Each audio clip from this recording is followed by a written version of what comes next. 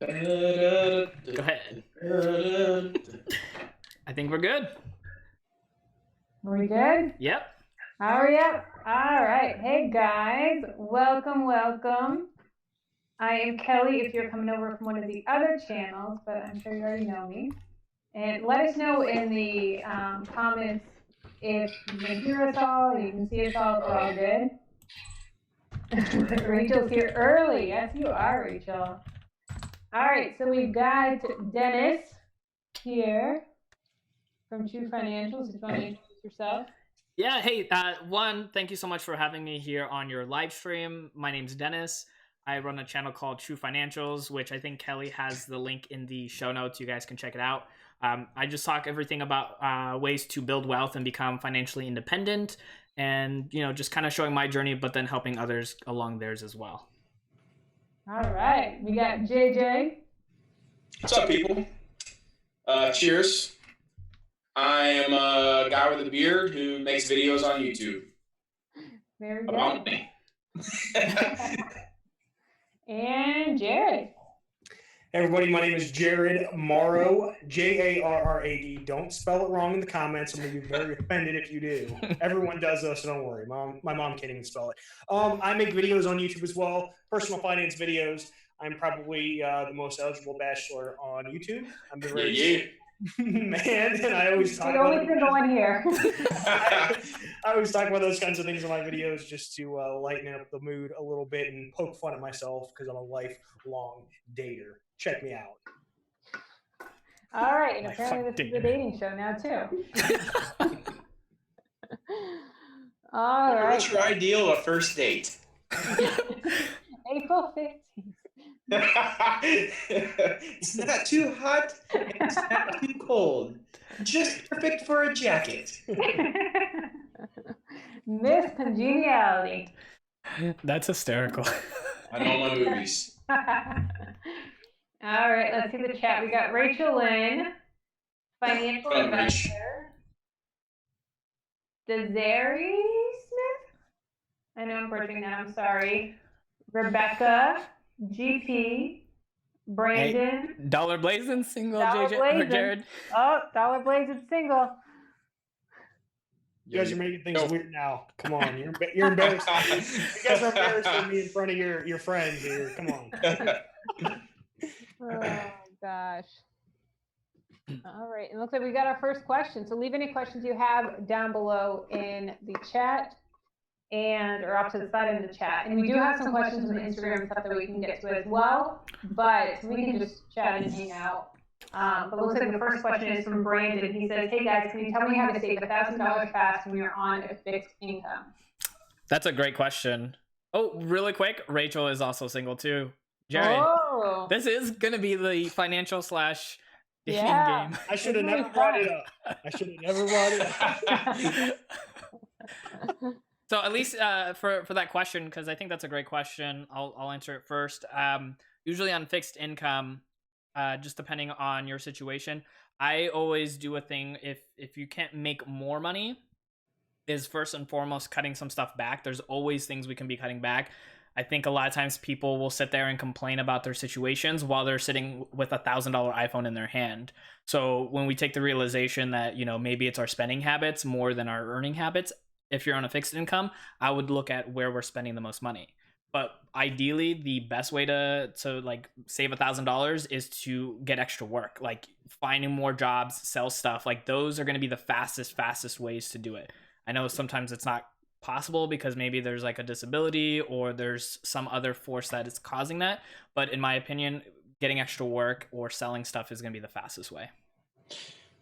Yeah, I mean, there's so many ways you can make extra money too nowadays, either on the internet or if you don't want to have to take the time and you need that cash right away. I mean, you can easily go to a garage sale in your local neighborhood.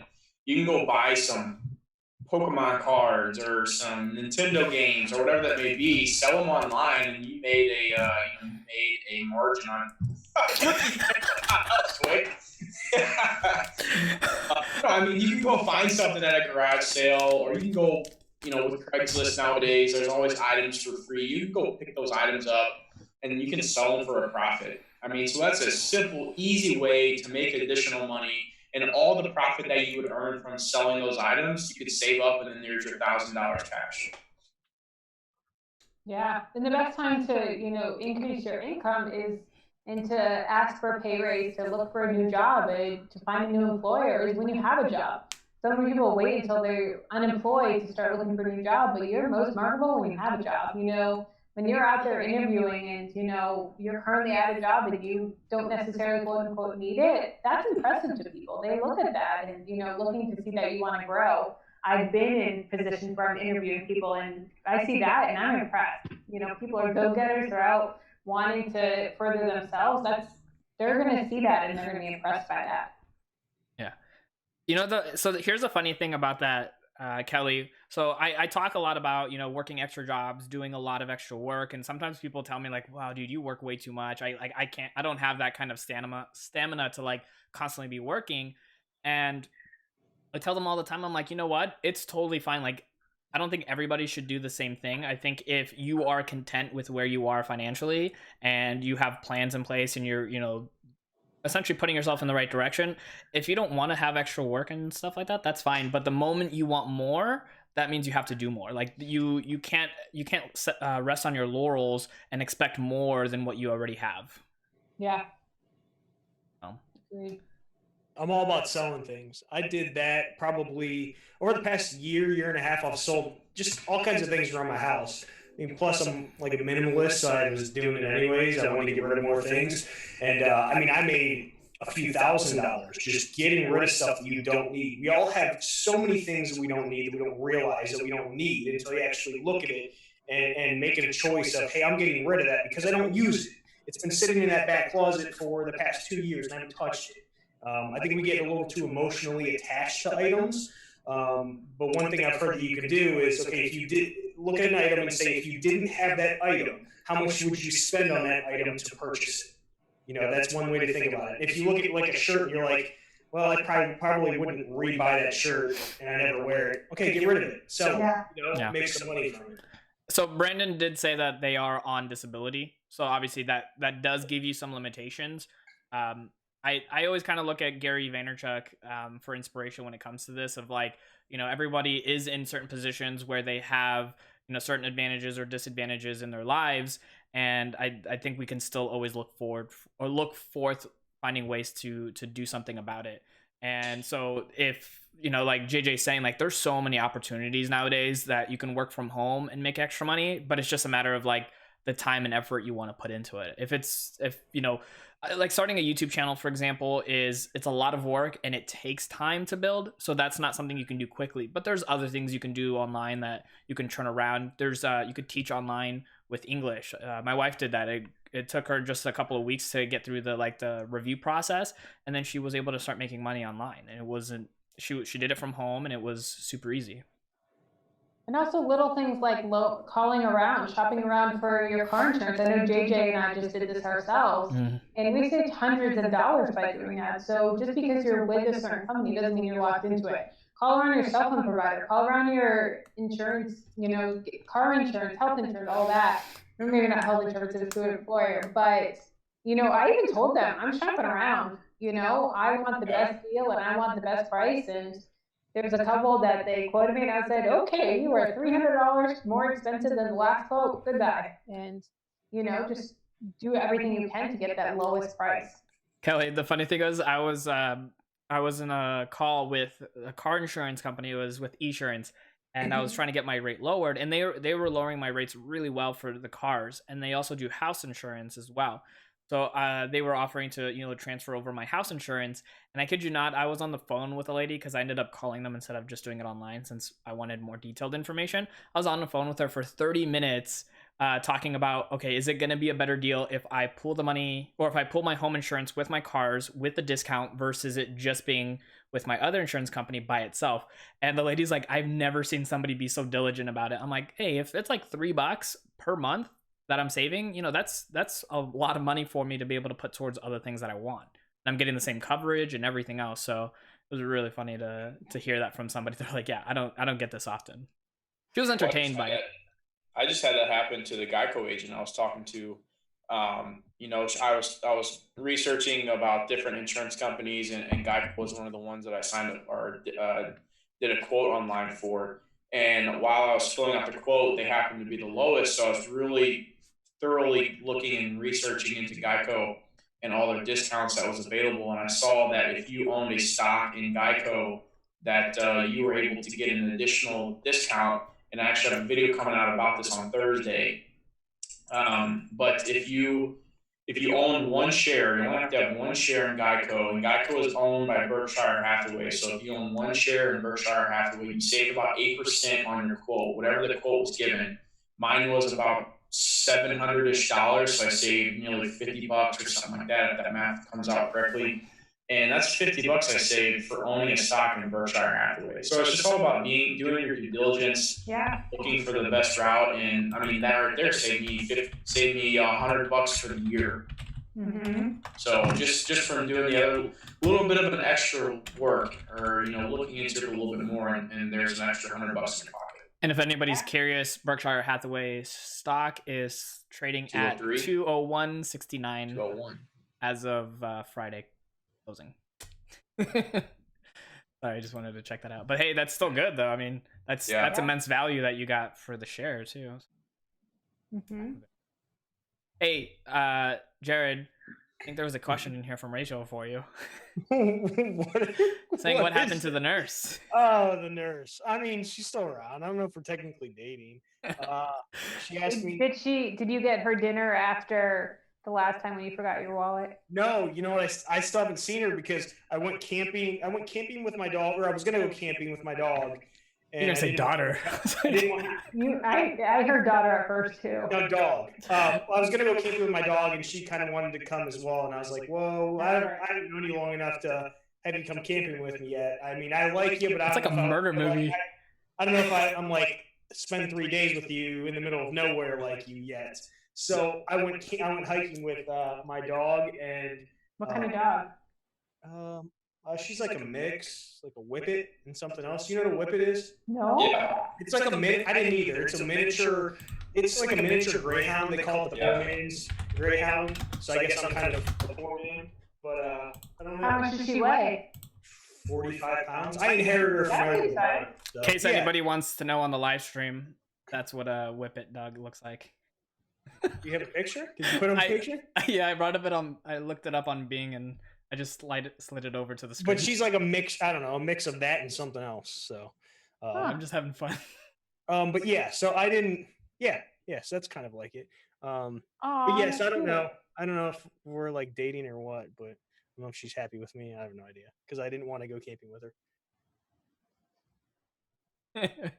Thanks for that update. And if you guys want to know future stories of Jarrad's dating life, make sure you tune into our subscribe and then follow us on our next live stream journey, because it's either going to be JJ's or Jarrad's live stream. If you guys didn't know, all 4 of us are doing live streams on each other's channels, kind of like cross promoting, but hanging out and chatting and whatnot. So Jarrad and JJ. We'll get a new dating story from Jarrad. I always update like a lot. I do it a lot on Instagram too, where I talk about other weird stuff that's not personal finance. So if you follow me on Instagram, prepare for not just personal finance. It's like personal stuff. Personal. So I did a story the other day. I was talking about annuities. It's funny, and I watched to see how many people actually watch all of the stories, if it's multiple ones. And sometimes you get people drop off, right? If they're like if they're 4 long. Well, the one that I made about annuities was everybody watched, and I'm like, why did everybody watch? Because annuities is kind of boring. It's a very important topic. And I was like, wait, I had my shirt off. And I was like, because my sister made a comment. She's like, Jarrad, why are you talking about annuities with your shirt off? And I was like, I thought you were the dog in the background or something. Hey, there you go. You just found your niche. Just have your shirt off and talk about personal finance. No, I'm not. Don't expect that. Next YouTube video, Jarrad mid video is just gonna pop that shirt right off and start talking. You heard that, ladies. Make sure you hit that subscribe button. Get it, bud. Get it. How big of a nerd I am. It's like I work out really hard and I get pumped up about annuities. I'm like, it's like, you gotta make a story. Oh, that's too funny. Oh my goodness. All right, back to the chat. Sorry. Hey, GP had a question up there. a Yeah, little bit GP ago. asked, where do you keep your sinking funds or your emergency fund? I personally keep all mine in Capital One 360. They're my Same here. go-to. Same here, actually. I high yield savings. Funny enough, I had somebody actually tell me about Since like it's my chat, I can leave an affiliate link in there for you. it's funny because I had somebody else ask me. They're like, "Why don't you move over your emergency fund into a higher yield savings?" And I was like, "I could do that. It's sometimes the extra work might not be worth all that like hassle of like moving stuff around." But you know, because there are some online banks that have a little bit of a higher ETF, and it's like if you're getting 2% and then another place has like 2.2%, you know, is it worth all the extra work to go through and like bring it over? Maybe if you have like a lot of money just sitting there, but you shouldn't have that much money that it'll make such a big impact. Like I don't think a lot of people talk about like where you should cap out your emergency fund, but I think sometimes people have too much in emergency funds at that point. But yeah, I don't think going from 2% to 2.2% is a massive enough difference for me to move my money around. Yeah, it's. I mean, I have mine in Ally. It's 2.2. That's why I'm not moving it. Is I'm like, okay, what's another 0.05%? I'm going to make 20 more cents on my money. You know, it's a matter of what's your time worth at that point. You know, Exactly. pick one, stick to Hey, it. Angela. They're going to always fluctuate and then go from there. But emergency funds, I think it depends on for how much you want to have in there, like you were saying, Dennis. I think it depends on the person and what's going on in their life events, right? Some people might need a whole year or a year and a half if they plan on quitting their job or something, you know? So I think it depends on what you feel comfortable with on that.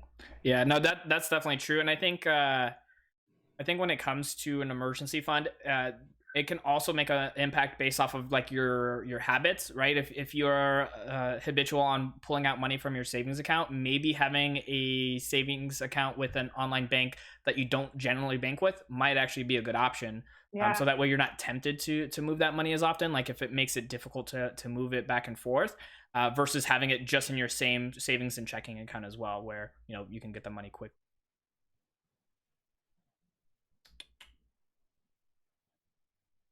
Jerry, they have what's the word? I'm totally blanking right now. Money market Accounts. Which is I think a little bit higher when you have 10 grand. But yeah, if you want, you can always send me an email too. If it's below $10,000 from Capital One, you get a 0.85%. So typically, if you have, what I like to say, if you have less than $10,000 in a savings account, I'd say you're better off opening up a savings account with Capital One 360 because you'll get the 1% return. But if you have the 10,000 or more, then you'll get the 2% return on your money in the money market account. Yeah. Yeah. Kelly, it looks like you have your first super chat. My first super chat from Helga. What about sinking funds mixed with emergency fund for interest? I keep all of mine together. I keep it. You're going to see my budget report card that is coming out on Friday for the month, and I actually just added my net worth to it. Yay! Yeah, you sent me that message. I was super excited about that. Yeah, I added a net worth box, and you'll see it all together at the end of like Hey, Derek. liquid cash, emergency fund, and sinking funds. It's all in one line item because it's all together, and I just allocate it in my spreadsheet. And so I know like I have 25,000 for my emergency fund. I have 40,000 for, you know, my like down payment sinking fund. I have this much for the sinking fund and everything. But I just keep it all in one account and I just keep it separate in my spreadsheet. JJ? What are your guys' thoughts on, I know Dennis, you do, and Kelly, you are going to now. What are your all's thoughts on showcasing your net worth to your viewers? I'm curious into what your thoughts are on that. Because I mean, obviously you guys are okay with it, but like, what are the thoughts that you have on it? Yeah. Well, real quick to finish up, because I know you and JJ and Kelly do it where I guess you're saying you guys put it all in one lump sum. I on the other hand am different, and I think this is what's so cool about having us all here on the live streams is I prefer to have multiple savings accounts mix or like for their own individual purposes because it helps me visually see my goals versus having everything in one lump sum unless I'm missing out on a lot of interest. which is not generally the case because I don't have that much to qualify for it. But for me, having a sinking fund for my Christmas fund, having a sinking fund for my car maintenance, my emergency fund, and then like everything else, it makes, at least in my life, just things a lot easier than having to separate it, in my mind, based off of what's on the spreadsheet. So it makes it easier for me, but I understand why other people don't do it. So I think you could do it either way. I would test both ways, see which way works the best for you, and then continue going on from there. But Yeah. As far as the net worth question, JJ, I sorry, my throat. I love sharing it. I think it helps a lot of people because they can actually see an actual person with actual numbers versus all these news articles saying, oh, you have to have this much by age 30, 40, 50, 60. And, I go in my news video, I actually broke down exactly how much I have in each category. And I just think it helps people out in such a great way where they can see other humans actually, having an impact on their net worth growth and, sharing it with others. I was nervous at first, especially because more and more people from my personal life are starting to watch it, a lot of my coworkers. And I have a lot of coworkers that are living paycheck to paycheck and this and that, and I can totally see them saying, well, how does Kelly have a net worth of over $200,000 and I'm living paycheck to paycheck? And it's like, how is that possible? And then they kind of just get it, you're doing something wrong. You're not, you're making way more than I am, and this just kind of gets down that. But I feel like I'm already so open with my numbers as it is. Like I'm showing you line by line everything, all the money we're bringing in, all the money we're bringing out. If we're spending 75 cents on a vending machine, it's in there. And so I'm like, if we're getting that personal as it is, then it is. What's funny, Kelly, is that so you're mentioning how people around you are gonna know, and I think JJ, that's kind of what you're getting at because you live in a smaller town, so people around you are gonna know. So what? I mean, I think for me personally, I haven't seen an impact on somebody coming up to me and be like, "Whoa, Dennis, you have a lot of net worth. Let's start talking," or anything like that. Right. But I think what it does is it can show people oh, I have the same job as Kelly. Why am I not anywhere nearly as close as that? Or more likely the case, they think I don't even know what my net worth is. Mm-hmm. Most people don't. And so I think in that regard, it kind of maybe will spark people's interest to care. And then if they truly wanted to improve on their own financial lives, they would actually probably feel more inclined to want to ask you or even start watching you more because they can relate a lot better to that degree. So, and Angela said investor brings up a good point. He says, I don't cover my net worth. I feel like it would be weird if you were to get sued. Yeah, I mean, at that point, but if you're getting sued, I mean, it could be for different things. You could have, coverage, especially as you start building wealth, and you would have a lot of coverage. I mean, if you look at it, all these celebrities, their net worths are all over the place because, people do the research and find out what they own and whatnot. And obviously a lot of it are estimates, but at the same time, I mean, yeah, once you start building up money, yeah, you might get sued, but at that point, usually you have enough to cover it with lawyers or even, have things set up a place for LLCs and whatnot. I don't share mine on purpose because I don't want to make people feel bad about their financial situations, is my opinion. I think that we already compare ourselves enough in society. We use this measuring stick to where I don't want someone to see my numbers and be like, oh my gosh, he's so much better than me. Or I don't want someone to look at my numbers and be like, I'm so much better than that guy. What does it matter, right? So maybe I will in the future. I don't know, but at this point, I'm not going to because I don't want to make anybody feel bad about their finances because they might not be in the situation that I'm in. Because I am out of debt and my net worth is going up every month. But the interesting thing about that, Jarrad, too, and it just sparked my thought about this, is that a lot of times the people that most people tend to follow are because of their success, because they want to follow in their footsteps. So, here on YouTube, Graham Stephan is a great example of somebody who's showcasing what he's doing to build his wealth, and he shares his income. And I don't know if he's necessarily showed his net worth yet, but I wouldn't be surprised. Numbers roughly, but yeah, I wouldn't be surprised if eventually he shares that because he understands that, what he's doing is essentially inspiring people to want to look at their stuff, want to kind of get excited, because we only see one of two things on television. It's either like the rich and famous or like the completely broken down. Like you don't see the in between unless it's the transformation between the two, and that's it. Like nobody cares about the middle end, which is why I don't think a lot of people show it, which I think why people can relate a little bit more. You know? Yeah, I mean, it's the same idea as when people show Ferraris Hey, Brad. in videos, right? It's like, what's that tell me? It tells me nothing, right? Sure, it might get you a bunch of clicks, but that doesn't tell you the story of how it happened. I think on the other hand, you guys are good about telling your story when you're going over your budget. I documented it all. Like I started documenting when I was making $32,000 a year. You know, and now we're well over 6 figures. So it's like you guys have seen the whole progression. So Kelly, Lynn asked a question if the live stream is going to stay available afterwards. I think I have it so that if you have the bell notification clicked, when you get that email notification, you can click on that link, but it's not going to go live on my public page. So hit the bell. JJ, what about you in the net worth question? Honestly, like I would love to show my viewers, you know, where I'm at and my plans moving forward. But I have a lot of people that watch my videos that are that live in the same town as me, and I live in a very small town. And for those of you that live in small towns, you know how people talk, and it's just it would give them something to talk about. And I really just don't feel comfortable with them knowing that because it would be on too much of a personal level for myself.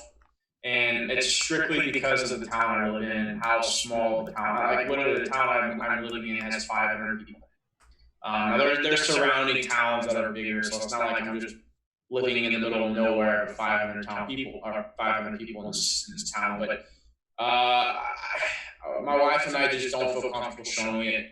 I'm probably a little bit more lenient. I would be okay showcasing it on the channel, but I think for my wife and I, we just decided together that we don't want to show it right now. I do know this. When we become millionaires, I will let that be known.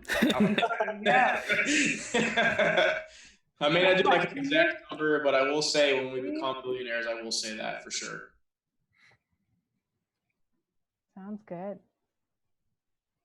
All right, what other questions? I saw a couple pop up. Yeah, Derek says he's struggling with having with sharing his net worth as well. Saying it either makes you a target or gives you additional legitimacy. Can't decide. I think it can go either way. I think it's cool how there's two of us that are, you know, going to be sharing our net worth, and then two of us here in the chat that aren't. But again, I think it's just each person individually, and you know how we want to, you know, share our stories, because you know it's everybody kind of holds back maybe a little bit when it comes to sharing their stories if they don't feel super comfortable and whatnot. So I just it's interesting. I don't think either way is the wrong way. Yeah. Country Fun says I'm a little quiet. I need to speak up a little more then. I don't think you've met JJ. I'm being good tonight. Is anybody gonna hit a big milestone so we can record that? But use royalty-free music this time so we can share it. Yeah, exactly. Hey, I am coming up on 10K pretty soon. There you go. Yeah. You should do 10K on my channel. Like yeah, no, I should. I would totally host that. That would be awesome. Yeah, for those of you that are watching that don't know, I hit 100,000 or 100,000. Woo! Yeah, I hit 1,000 subscribers on Kelly's channel. What was that? That was in January, I think it was, something like that. Yeah. Speaking of getting to 10,000, if anybody here in the chat, super selfish plug for all three of us. You guys can subscribe to our channels down below and support us as well too. If you guys want more like-minded. Or my channel if you're coming over from them. Oh, there you go, and that too. Yeah. All the links are down below in the description box. You know what I love? I do love seeing all the familiar names in each of our live streams. It's so awesome to know that we have, you know, we have a community that not just surrounds us, but it's or not just surrounds like myself, but it's people watching all of our content. So it's cool, one, to get a live stream, to hear everyone's opinions on net worth, on you know, like what type of emergency or what type of savings account you're using, to get each person's opinions on different topics. But then also just to see the people that come into the live chat and be able to have those conversations and see them on each person's channel. I think that's so it's really cool. And then like Rachel was saying that she was there on the live stream when you hit the 1K. Like that's cool. That's like, so cool. It's like we're a community, and it's so awesome as well too. That was like, I've been on YouTube for 3 years now, and that was one of my like highlights to date of my YouTube career, whatever you want to call it. Like I have a screen record on my phone that I watch sometimes, and every single time I just die laughing. It's on my Instagram. I have that video posted on my Instagram. It's too funny. Yeah. So like a fool, and then JJ bringing the music back up, and yeah, it's awesome. Oh goodness. GP said that they subscribed. That's awesome. Thank you, Jerry. We have a question from Dollar Blazing from way back that I found. It says, how do you know how much money to invest in side hustle or potential money makers? Example, Ubering, or wear and tear in your car, a test store for craft supplies. I don't want to lose money. That's a great question. You're going to lose money. I mean, if you're starting a side hustle, at first you're going to lose money. I mean, most people take money to make money. Yes. Well, I like Denis's point on this for what you said with your YouTube channel, Denis. If you want to talk on that, how you did your stuff. You're talking about like starting off with like all your time and everything, right? Mainly just you'll know what I'm talking about when I start talking about it. But so Denis and I actually talked a while ago when I first got started on YouTube, and I was I didn't have much equipment. So go ahead if you know what I'm talking about. No. I mean, by all means, it's really cool because this was literally our very first conversation together. So, So what I was telling JJ was that, if you're going to start a side business, some of it does take capital up front, but there are things such as like YouTube and other platforms where you don't have to invest a lot. It's mainly your time. But then what happens is as you start generating income, that's what you take in and start investing back into the business to help it grow even faster.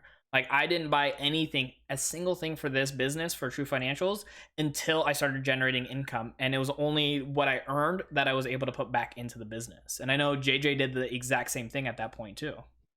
I filmed on my iPhone until I hit 20,000 subscribers. That still blows my mind. 20,000, I think it was. And I filmed, guys. This is terrible to say. I can't believe I'm admitting this, but I filmed on my front-facing camera too. Like, not even. That's the quality. Yeah. Now I stole my husband's DSLR, but front-facing camera for 20,000 subscribers. Like, if I can do it, y'all can do it. I was just going to say that. That just goes to show that there's no such thing as excuses. And I spent money. Like I actually invested money. Like I did the opposite. But that's just my personality. That I'm willing to put that upfront money or put that money in upfront. It also gives me a feeling of like I have skin in the game as well, right? So the first camera that I invested in, this camera I upgraded after I started making some more money. But my initial camera I spent. I want to say maybe like $400, something like that. I spent money on like a microphone. So I'm the kind of person that's willing to do that. But if you aren't, that's okay. But I had the extra income. You got to remember, I'm a single guy, so I have this extra income left over, right? So I can part ways with that money, knowing that I'm going to put the work in. It all comes down to how much work are you willing to put in, right? If you're going to be serious about it and you're going to put the time and energy in, then invest that money. Because you actually control that return on that investment, right? When you're investing in yourself, it's not like the stock market where you just put your money in and kind of wait for it to go up. You are actually putting in the work to get that ROI. Same thing. I bought a bunch of equipment that I put in my garage where I trained people one-on-one years ago, and that all that equipment paid off for itself.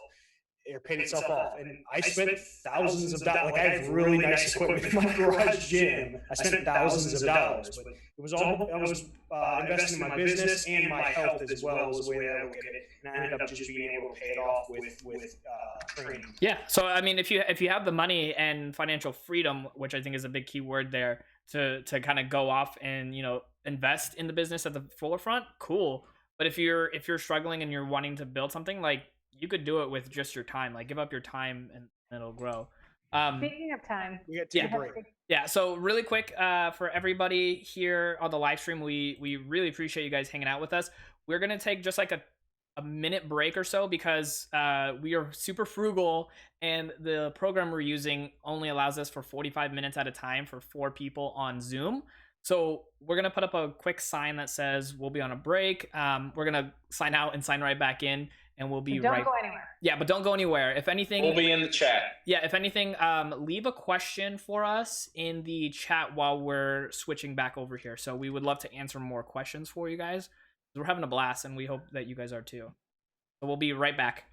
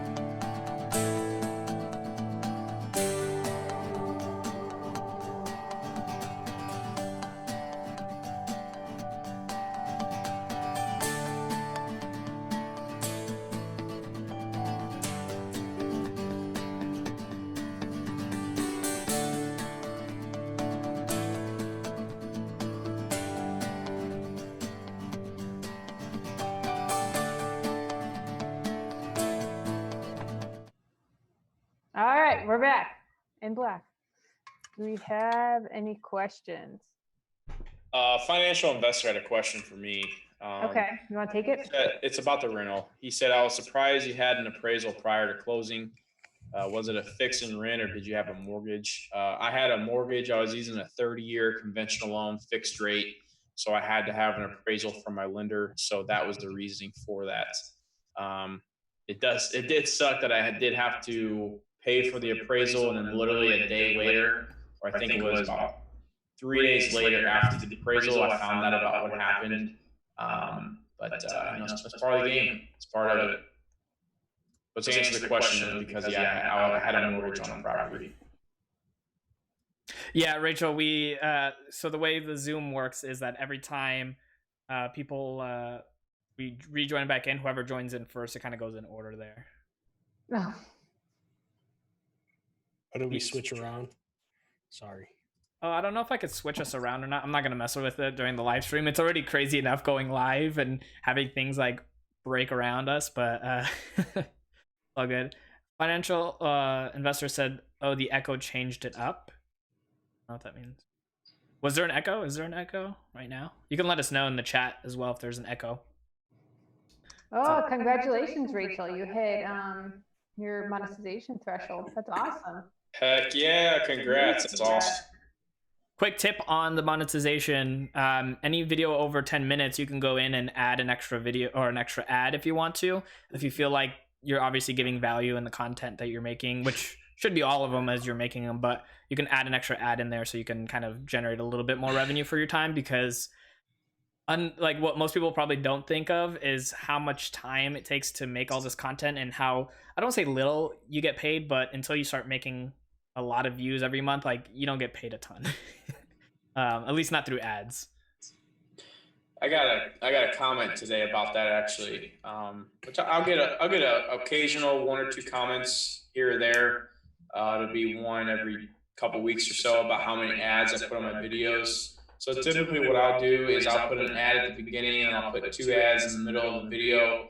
And some people will say you're being greedy, you don't need to be putting as much ads as you do. But I like to say this: the amount of information that us as finance YouTubers are putting out there for people, I see nothing wrong whatsoever with us getting a little kickback for that, because this takes up so many hours out of the day for us, and there's a lot of sacrifices that I make to do these videos. Like, right, when I film videos, that's time I'm missing out with my son. When I'm editing videos, that's the time I'm missing out with my wife and my son. Or, there's been times where I've missed, for tonight example, I didn't go out to eat with the family. I ended up staying here because I want to be on YouTube and I'm trying to build this business. So that's kind of my thing there. And also I've built ads up enough to where it pays for some bills. It's a form of income that I rely on to pay my mortgage or to put food on the table for my family. So I think people that just watch YouTube and don't really understand everything that goes into it may think that you look greedy whenever you have multiple ads in your videos, but I don't see anything wrong with it whatsoever. Yeah. Financial Investor wrote on there, I don't know if you guys see that, but he said PP Clan had a comment about ads, and his reply was, I don't have a course, sell products, etc. I provide free content on YouTube that takes time, and those ads are the way of my compensation. Love it. So, and that's true. I mean, and then even with somebody that sells courses and stuff, like, that's great, but I mean, it's free. Like, YouTube is free, so I mean, each person to their own, I guess, but overall, I think if the person's providing content, I know I personally will still watch the ads because I know it supports them on their channels and whatnot too, because I know the work it goes behind it. Yeah, absolutely. We had another question. Jerry asked, there are credit unions offering high yield checking up to 4.18%, but they involve direct deposit at least 15 debit card purchases per month. If I have 10K sitting here, is it worth it? So you have to spend 15 times on a debit card and have direct deposit set up. I mean that's a good yield for sure, but the thing is, like, I'm assuming that's obvious, it's not like set in stone, so that can change. So you go through that process, and then something happens and it gets lower to 2%. Yeah, I mean, 15 debit card purchases per month doesn't seem like that much. But if it's like, I'm assuming, like, what if it's only a savings account that they want from the I mean, here's my thought too. Like, I wouldn't do that because I make all my purchases on my credit card to get reward points. And maybe if we're talking $100,000 in a savings account, then yeah, it's going to be a big difference for the 4%. But we're talking $30 a month, for $10,000 for that 4% interest rate. So personally, for myself, that's how I like to answer all financial questions that I get. I never tell the people what to do. I tell them what I would do in their circumstance. I'd probably just stick with my 2%. I'm happy with it. My emergency fund is what's in there. See, this is the thing. When I have an emergency fund and when I have my savings account, I'm not looking for the highest return, because the majority of my money is invested somewhere where it's going to be generating way more than what my savings account is going to give me. So I'm not too worried. I don't get too hung up about how much my percentage rate is on my account. But that 4% is a pretty high interest return or interest rate. Yeah, no, I agree with JJ 100% on that. I think, you kind of mentioned, well, if it was 100,000, and at that point I was like, well, 100,000, you shouldn't have that in a savings. You should be doing a lot of stuff with that instead. Right. But at that point, yeah, 10,000 for 4% versus 2%, it's not going to change a lot in your life. And then if you, like I said, if it was me and like I had that bank account, like if it was like what Capital One would have, and they would offer me that, I'm already using the debit card for certain purchases, and kind of like JJ said, using my credit card for other stuff, and then just paying it off every month. But yeah, in my opinion, I personally wouldn't do it for myself. Go through all that hassle. Yeah. I had a couple Instagram questions. Let's see. Do you use cash envelopes, or how do you budget your money? Great question. It is. So my thing on cash envelopes is, I was gung-ho about them in the beginning. That's what I do after, like, at the end of every movie, you're like sorry, I'm like throwing this off on something else. At the end of like a trailer, like a movie trailer, you do this, and then you give it a thumbs up or thumbs down. Cash envelope. I personally think that everyone should try them, give them a shot. They work for some people, they don't work for other people. they've worked great for me. They've like, I could go either way with them. My spending doesn't really change. My husband, like these do not work for him at all. He is not a cash guy whatsoever. He gets his cash in per diem, and then he just hands it over to me and uses his card. But you know, there have been studies that have shown how they do really save a lot of people money, and they really do help with those bad spending habits. So if that is something that you are, you know, struggling with, then give it a try for a few months. Don't just try for, you know, a week and say, I suck at this, but give it some time. But if it doesn't work for you, don't try and force it. That's my 2 cents.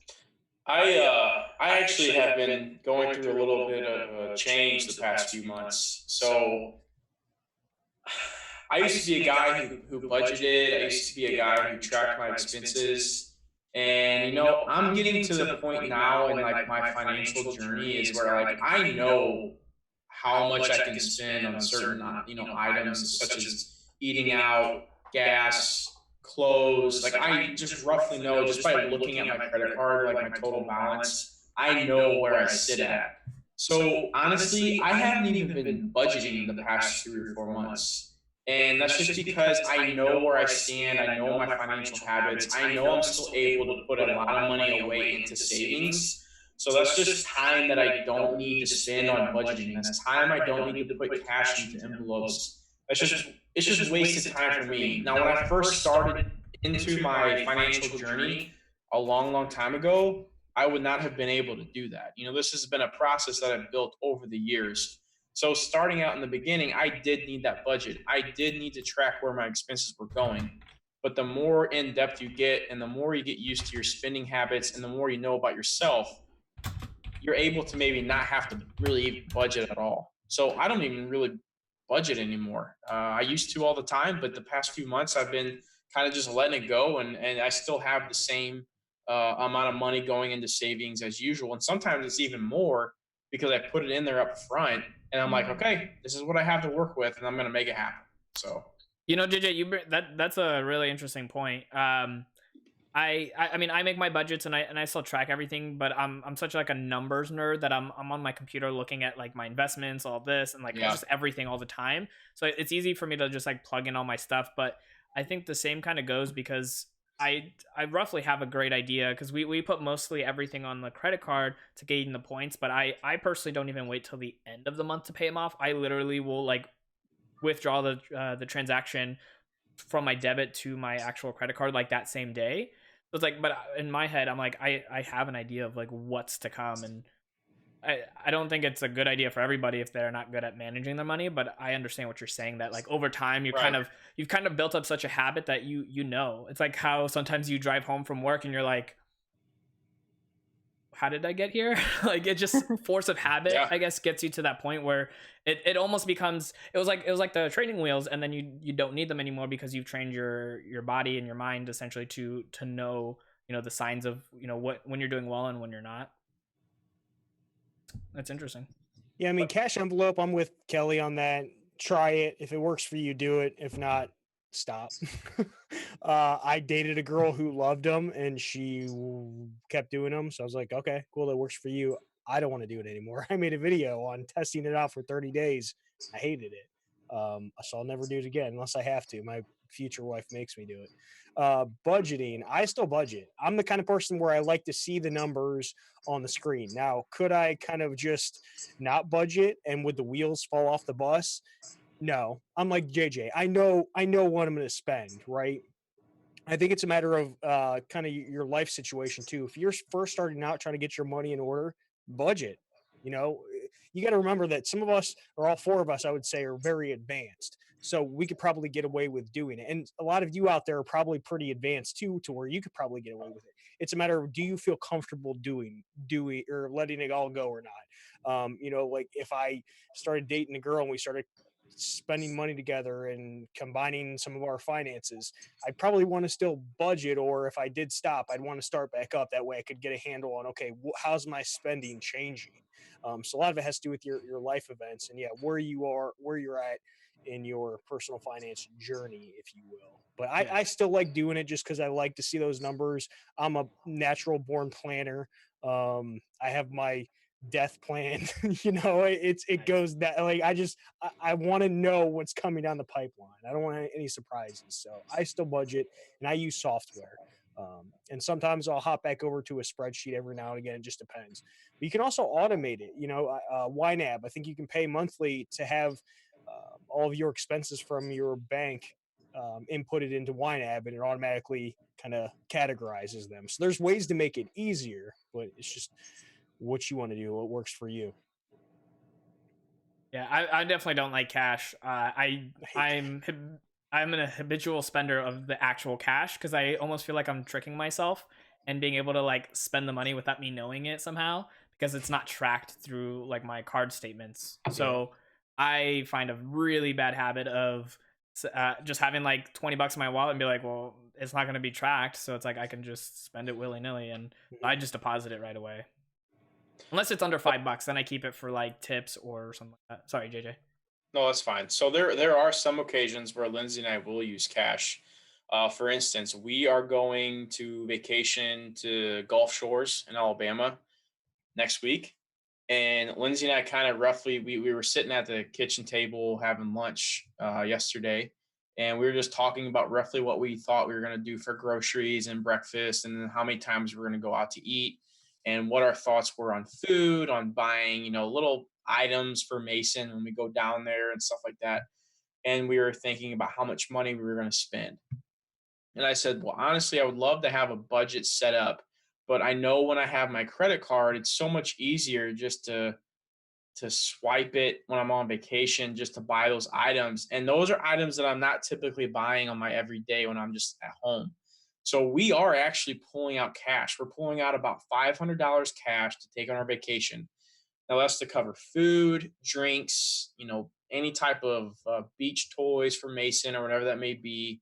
We kind of came up with that number by figuring how many days we're going to go out to eat for lunch, for dinner, what we needed for groceries and stuff like that. And we said we have $500. We're going to spend it, and whatever we have left over. Or I guess a good way to look at this too is when I'm on vacation, I like to enjoy myself. And I don't like to worry about money. I like to say I'm going out to have a good time. I'm not going to stress about I need to buy this drink because it's on sale. No, I'm on vacation. I'm on vacation. I'm going to do whatever I want. Oh, hey, don't hit on the 2-for-1 drinks, okay, during happy hour. Well, that too. But having that cash set though, like I know what I can spend, and I can go buy whatever I want. And if we get to that $500 and we still have 2 days left, I'm like, okay, well maybe we need to slow down a little bit. So we're going to be using cash on our vacation. That's interesting. You should make a video about that, like the experience of using cash for your vacation instead of a card. Good idea. Be interesting to hear about that.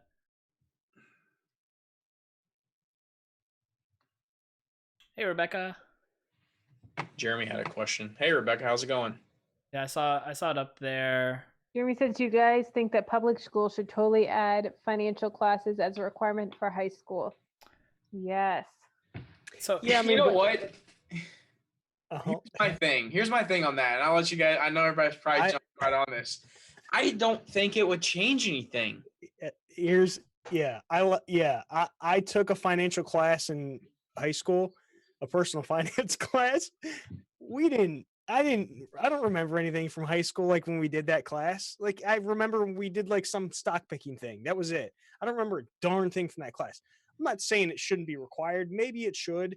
Right. Maybe I'm just an outlier to where it didn't like really sink in at the time. But unless you're like spending money or you have some sort of responsibility when it comes financially, you're like, okay, cool, dude, go away. This is just another class, one of those throwaway classes like an art class or something that you got to take. It's maybe we should do it just to say that we do it, but I don't know. Maybe it'll sink in for some people. Who knows? But I don't know how effective it would be.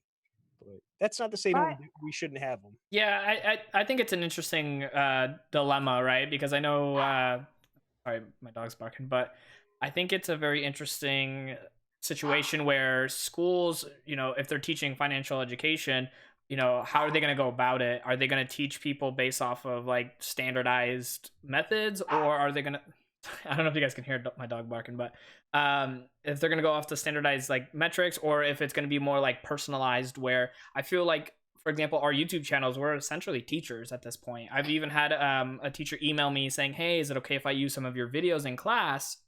And I told them that's perfectly fine, because I think relating to somebody on a platform where they're sharing their stories versus it just being from the book of like, okay, so this is how you write a check and this is how you swipe a debit card. It's like you can learn that stuff in a book, but if you hear people's stories, I think that goes a lot further. So I think it would have to be some kind of fusion between like personalized versus just like through a book. Like I don't think it's going to be find a through way book. to make it relate to the people who are they want to retain that information, those students, you know. Yeah. It's just like, well, I mean, I guess it's the same idea. Like, why would they have this click it or take it thing, you know, where, oh, wear your seatbelt, and it's like, we all know that, but it's still not a bad thing for them to advertise wear your seatbelt, you know. I guess so I think it would help, and I think us, because we're all adults, we've been through a lot of financial things. We're like, oh yeah, all kids should do that in high school. Yeah, right. Grade school. Everybody should be taught. Well, yeah, we say that because we know all this stuff now, when we actually can feel how we can feel the potential impact. But I don't know. I would say yes, ultimately, but it would have to be set up properly, the curriculum. Well, when you're 16, 17 years old, the last thing you're thinking about is managing your money. Yeah. Oh, I mean, I took a personal finance class in high school when I was, I think, a junior. And it was like you said, Jarrad, it was a flyby class that I just wanted to take to get some credits to be able to put towards a graduation. Yeah. So yeah, I definitely think it takes experience and being out in the real world. So I don't know. I don't know. My biggest thing is I wish that they taught like student loans. Like, this is what it means when you're taking out student loans. This is what it means when you're deferring your student loans. This is what it means when you go into default. Right. Like all of that. Like, I know that I'm not the normal case in this, but like I lost my mom when I was 16. My dad knew crap about money, knew crap about any of this. So I literally just had the person at the guidance counselor saying, hey, fill out these FAFSA forms so you can go to college. And I went to a private out-of-state college in Florida. No one told me, hey, if you live there for 6 months, you can get in-state tuition costs. No one told me that until it was too late. And like those little things, like I wish they had explained. Now, a lot of that I think should be on the parents. Like, I understand that my case is different because of the situation I was in, but I think number one, like parents do need to get better at doing that. But the schools, like, I think that would be a great class for high schools to start doing. I would even say it might make more sense to make it a requirement in college classes. Yes. Honestly. Yeah. I mean, now I can tell you when I took out my student loans, I had to go through this questionnaire to get me to realize, hey, do you know what this means? You're taking out this debt. Guess what I did? I literally just freaking clicked through it. I don't remember a darn thing any of that. Yeah. I think what would help is if I would have had to physically go into a class and spend maybe a couple classes to where it's like, hey, do you really understand what this means when you're taking out these student loans, as opposed to me just sitting here clicking through something on the computer. Right. Yeah, I think making it required in college is way more important. And it wouldn't. Colleges, they want you to take out that debt. They want you to go to that school, or else they're not getting paid. It's a whole thing. Yeah, it wouldn't necessarily have to even be like a full-on class. It could be just like, a couple of like meetings where it's like you go to that and they'll teach you like the basics of understanding of your student loans and loans in general. And I think Jackie said it best. It's like, learning about student loans and, daily interest. The fact that you get charged daily on that stuff is unbelievable. When you defer, you're still paying interest. Like people are like, oh yeah, you can just defer. You're still paying interest on that. Like my student loans grew $10,000 during deferments. Yeah, so it's like when they were in default and different things, like $10,000. That's crazy. Which is why paying your student loans off, little by little every time you have some money can go a long way, because you're literally impacting the amount that you're being charged in interest on the daily if you're putting more money towards it. So, and speaking of like teaching younger people about money, that's why I love us having Will, Financial Wolf, in our mind. That kid, he's an outlier. Like when I was his age, I was just trying to figure out how I can find more things to light on fire or like drink. I was worried about who was going to buy me beer for the weekend when I was his age. Yeah, I was sitting outside a gas station trying to ask people to buy me beer. Yeah. Buy you adult beverages. At 16 years old. We don't say beer on this channel. Okay.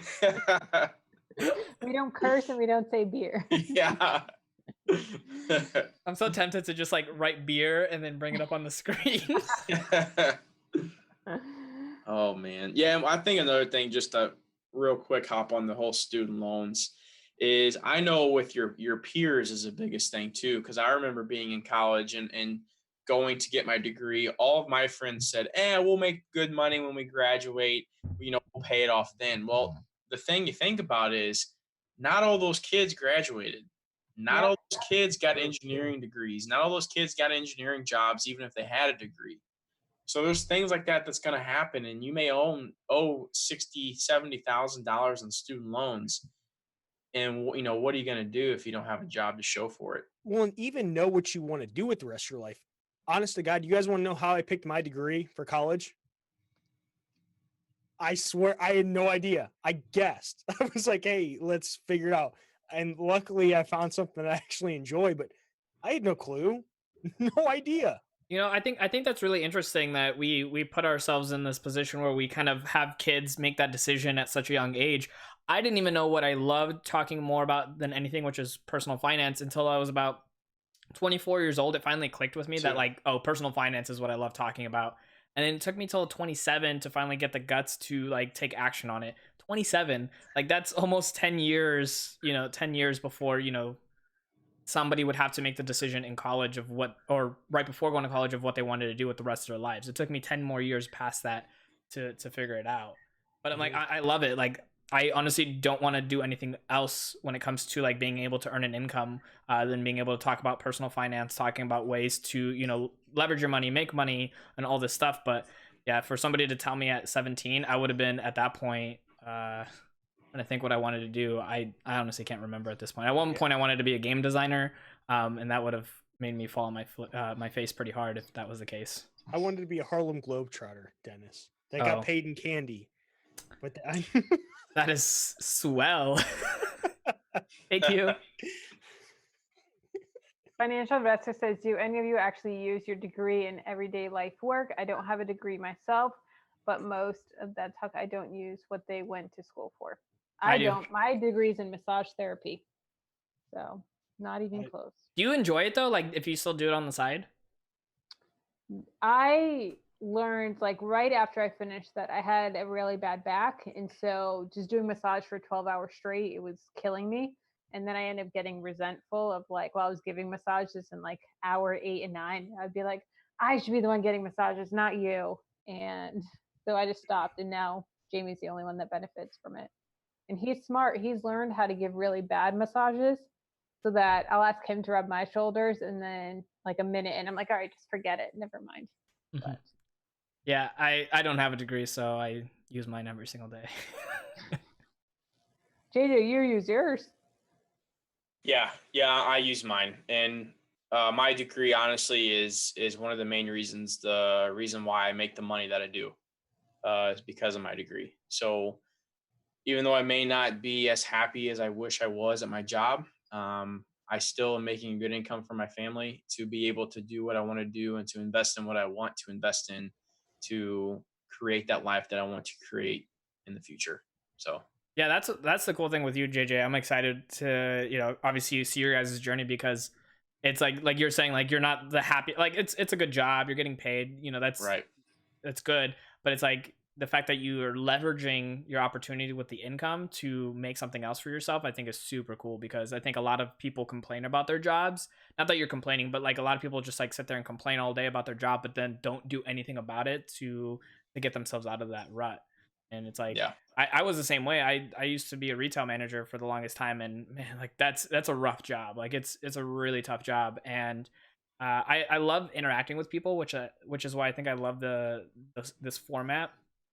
But man, it's just there was so much negativity around it. There was things that I just didn't love about it, so I made myself do this and get started, and now I can do this full time essentially, and it's really, really cool. Yeah, that's awesome. Yeah, I use my degree, but I always say most jobs, you don't need a college degree. Like you could just go there day one and learn everything. Yep. I mean, I don't use anything from that I learned in college, if I'm being completely honest. A couple of years ago, I stopped and I looked at one of my coworkers. I was like, I'm not using anything that I learned in college at all. And I'm working in the field, right, within my degree, if you will. Yeah, I mean, College, it seems like college nowadays is just an entry, like it's a basic level entry. Like I work in corporate America for a Fortune 500 company, and you have to have a bachelor's degree minimum to get a job there. It's just like, that's the way that you can. That's the only way you can play in that game. There are some companies, and I think good companies who realize who put more weight on experience than what college did you go to, which degree did you have. I don't care. Right. Like if I'm going to hire somebody, I don't care what college you went to. I want to know and I don't even care what your degree is. Show me what you've done. Show me your work experience. I want to hire you. I wish more corporations did that, but unfortunately it's not the case. Yeah, I will say this though, there are some degrees that like you do need the college knowledge to be able to hold that job. Like my job, what I've had, I would not be able to do what I do if I did not have my education. I mean, it's just simple as that. I think that's true. Yeah, I agree with like engineering, doctors, lawyers, stuff like that. Yeah. But like nowadays, there's they have degrees for video game like competition players and managers. Like there's like certain I was reading about it and I thought it was the silliest thing I've ever heard in my life that these colleges are now having degrees to be a like esports manager. Here's my thing on that as a parent. I think that is the parent's fault to let their kid go do something like that. And if there's parents out there watching this, I'm sorry, but I'm gonna rant a little bit because I have family members that are letting their kids go to college, and I'll talk to them about what they're doing for their degree, and they'll say music or something, whatever. I'm just like, you're gonna pay $100,000 to learn about music? Yeah. You can learn about music online for free. Like, what the hell is that going to do for you in your future? What kind of career? And I'll ask them. I'll say, well, what kind of job are you going to get using that degree? Oh, I don't know. Like you need to have the parents need to have a say in what their kids does to their college because conversation. Yes, a conversation, right? To get them to think about it on their own. Right. Of, hey, okay, maybe I should think about what I want to do. Like, music. Oh wait, I can just go learn that on YouTube. But even then, like for me personally too, I think that if I had a kid that's like, I want to learn about music, I'm like, cool. How much is a school degree? Let's say it's like $30,000. I'm like, cool. If I'm portionally like paying for like their school loans or whatever, I'd say, okay, here's $30,000. Go travel the world and learn about music from all these different countries, and then come back and tell me what you learned. I'd rather them do that and learn about the world and music from all around the world than just going to sit down in a classroom and learn about it. Because that is about experience, and then you learn so much more. That's to each their own. But I'm with you, JJ. I think parents need to pay attention when it's their kids wanting to go. Even more so to the point where, I hear all these kids like wanting to go out of state to get the experience for college. I'm like, what? Like, no, stay in state. Like, it's the price difference is so astronomical. Like, just like traveling, like you take that money and go traveling for a year and experience the world versus being stuck in a city that you're not going to really explore too much outside of like spring break. Like, I don't know. To me, it's like you don't go to the college for where it's located. You should go to college for the education, and then spend that money elsewhere. Like, the future of education is going to be very interesting. I'm excited. We talked about it before. I'm excited to see what's going to happen because it's going to be so different. Real quick, Jeremy had a fantastic question. Jeremy, you are asking really solid questions. And he says, do you think that it's important to have a job that you love?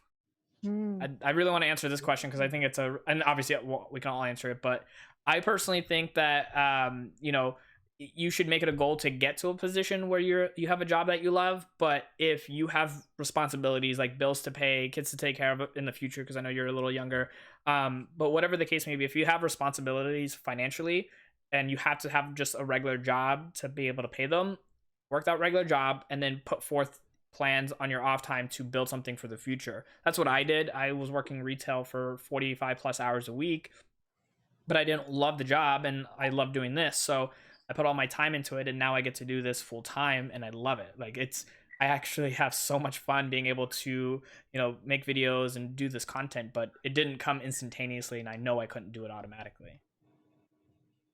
Kelly, this is your channel. You answer that. I don't know. Like, I'm mixed about this. Like, I feel like if you're in a job that you don't love, like Denis said, like it gives you more drive to go out there and find something else that you do love more, or side, a passion project or something like that. But at the same time, I don't think you should be in a job that you're miserable and not actively looking for something else. Like I mentioned earlier, the best time to look for a better, higher paying job is when you have a job. If you're miserable, like start looking, start getting your feet wet, start putting out, resumes and, interviews and whatnot. But I don't think that you should, stay miserable. But I don't know, like I personally, I love my job. I absolutely love it. I work for an incredible Fortune 500 company. They take amazing care of us. Like we have incredible benefits. We have a gym, we have a free clinic. We have, they're really big on culture and putting people first and everything. It's an amazing company. But do I love YouTube more? Do I want to be a stay-at-home mom more? Yeah. But the time that I'm in this job right now, I'm going to make the most of it. But do I have other plans for the next 5 years? Yeah. Do you think it's important to have a job that you love? Well, I don't think, even if you love your job, I don't think you're always going to love it. There's always going to be times that you don't enjoy your Yeah. job, even if it fits your dream job. Because any job that's really worth it, I think, is difficult and it's painful at times. Just like YouTube, us making YouTube videos, like it's very painful. Well, like trying to start like a side business, it's really painful, but that's not always a bad thing. It's a matter of does it make you feel fulfilled? Do you really overall enjoy it more often than you don't? Because I don't think you're ever going to find a job you love 100% all the time. You might have jobs where it's tolerable. Like my job right now, I enjoy it. My full-time job, corporate America, I enjoy it. I don't hate it. If I had my choice, I wouldn't work there. I've actually, I've applied at other places and I've had job offers where companies offered me $20,000 more than I'm making now, but I turned the jobs down because I'm like, I wouldn't enjoy working there. I don't believe in that company. One was like a golf grip company. I hate golf. I despise golf more than anything. I think golf courses are the biggest waste of space, but that's besides the point. So, it's a matter of, can you tolerate that job? Do you really believe in that career choice? And do you like it more often than you hate it, if you will? I think it's a good way to put it. Yeah, you make a really good point, Jarrad. Like, yeah, even the job you love, you're still gonna have downturns or you're gonna have rough times, but doing it with the intent that that you absolutely love it long term makes those downturns a lot easier to withhold, versus like if you have a regular job and your boss is getting on your case every day and you have to go home and like that stress is still on you and you hate the job at the same time. It's like a double downer, versus like you love the job, you just happen to have like a bad streak or something's just not going right at the given time. Yeah. So Because there's different types of pain. Are you feeling like pain because you hate this job, or are you feeling pain because the job might be tough? Because I think we all need some sort of pain in life. That's kind of what pushes you forward and gives your life kind of meaning, if you will, as also. Yeah, I think that's Kelly. Sorry, I saw your finger up. I was just going to say, Arthur Dia just said people run marathons that are painful and in a struggle, but they find fulfillment at the finish line. A job can be like that. So it's a perfect analogy. Perfect analogy. Think of anything that you've done that's very difficult. There's pain involved there somewhere. If it's with a significant other, that relationship might be painful at times, but it's worth it, because you love that person so much that you're willing to go through that pain and understand that you're growing at the end of it. Look I at know I'm getting childbirth. People have more kids with all this now, but I think it relates to jobs as well. It's just another way to kind of think of it.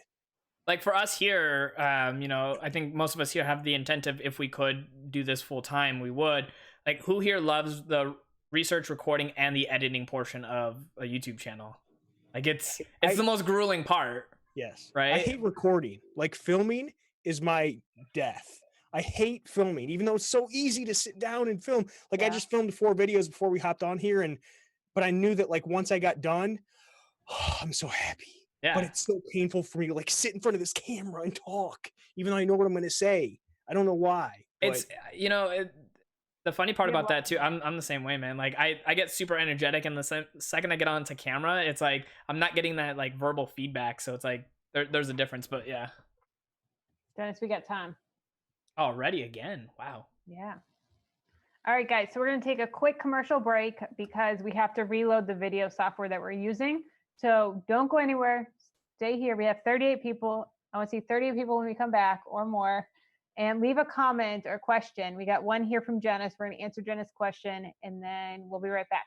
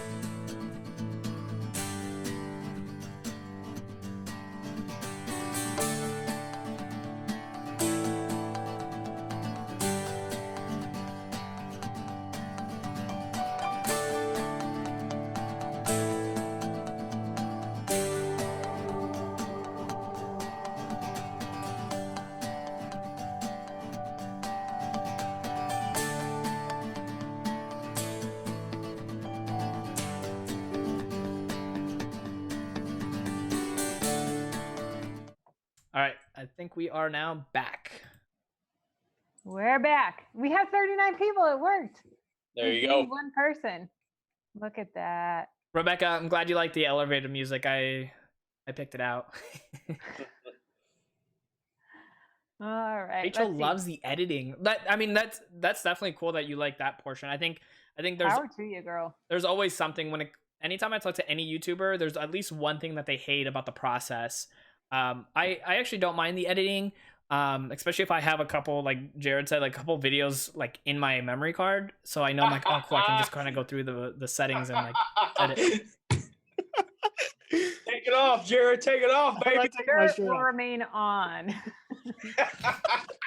This is my live stream. Okay, so right before we got back on officially, Jarrad asked if he was getting weird, and we said no, but he definitely just went up to himself right there.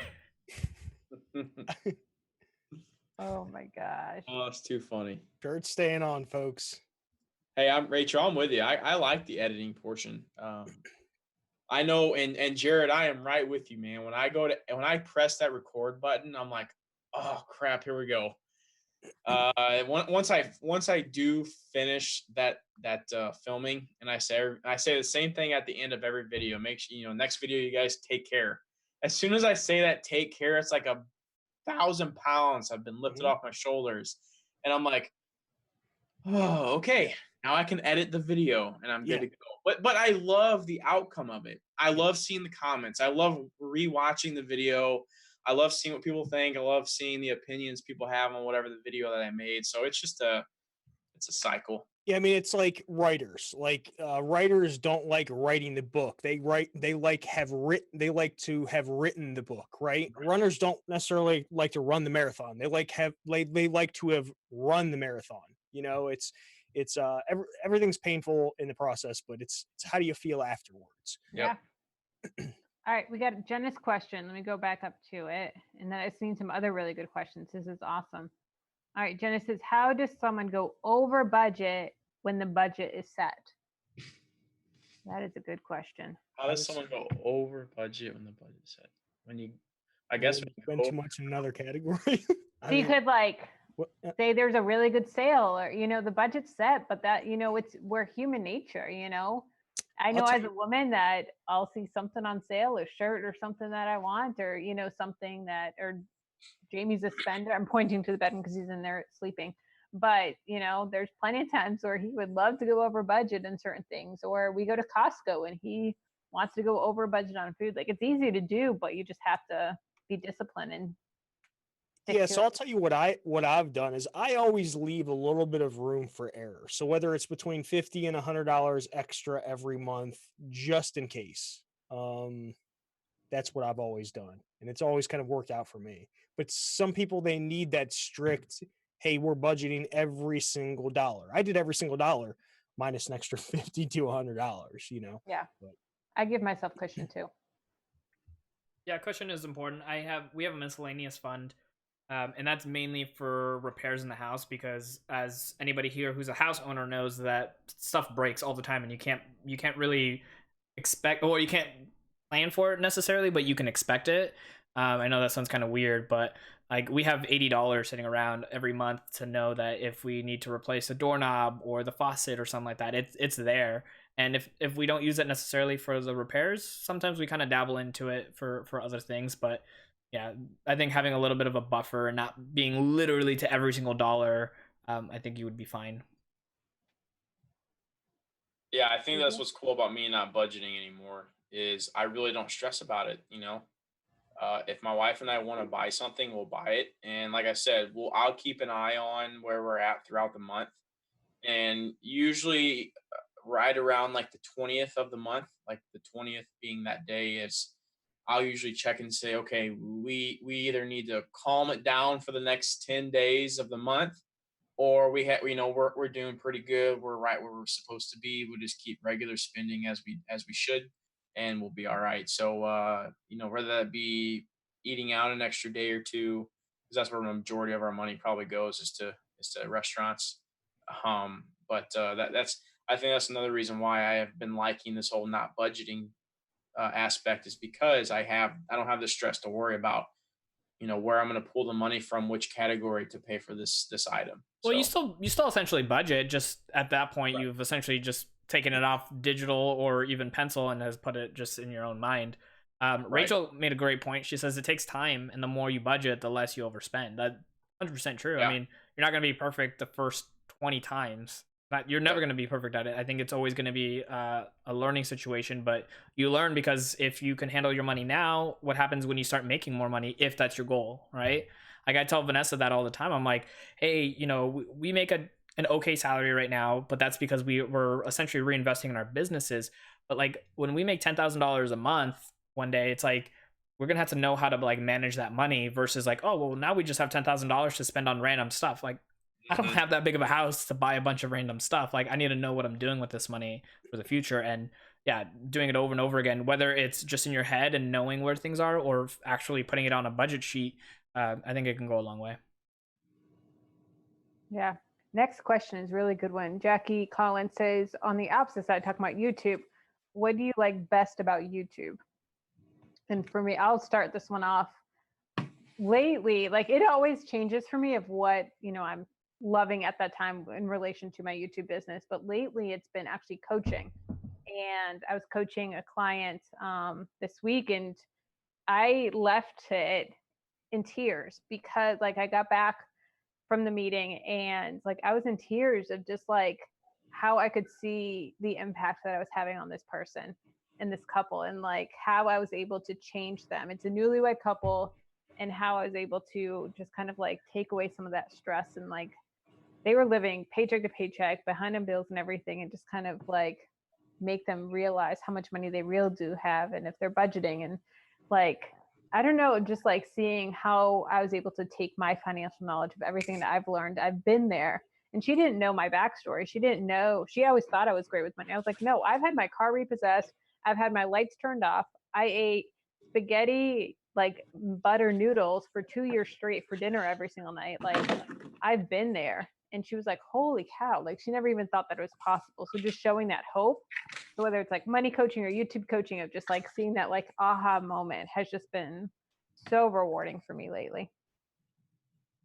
Yeah, I think for me personally, it sounds kind of weird, but I love the scalability of YouTube. And what I mean by that is like I like the coaching stuff aspect, but it's I can only do so much because I'm one person.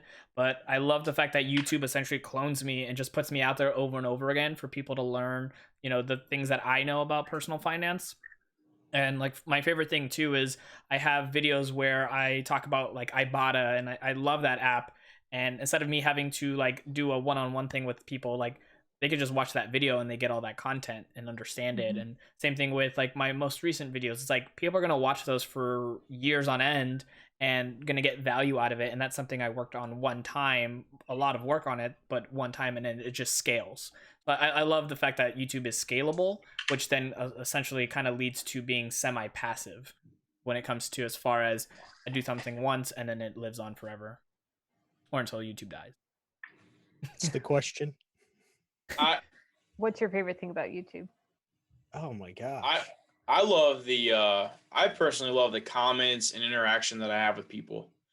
That's probably the most rewarding thing that I have received since starting my YouTube channel is the comments that I get from people, whether that be, that their videos motivated or my videos motivated them to get started with investing, or they're relaying information to me that they just recently paid off their car, or they paid off some sort of debt, or they paid off their student loans, whatever that may be.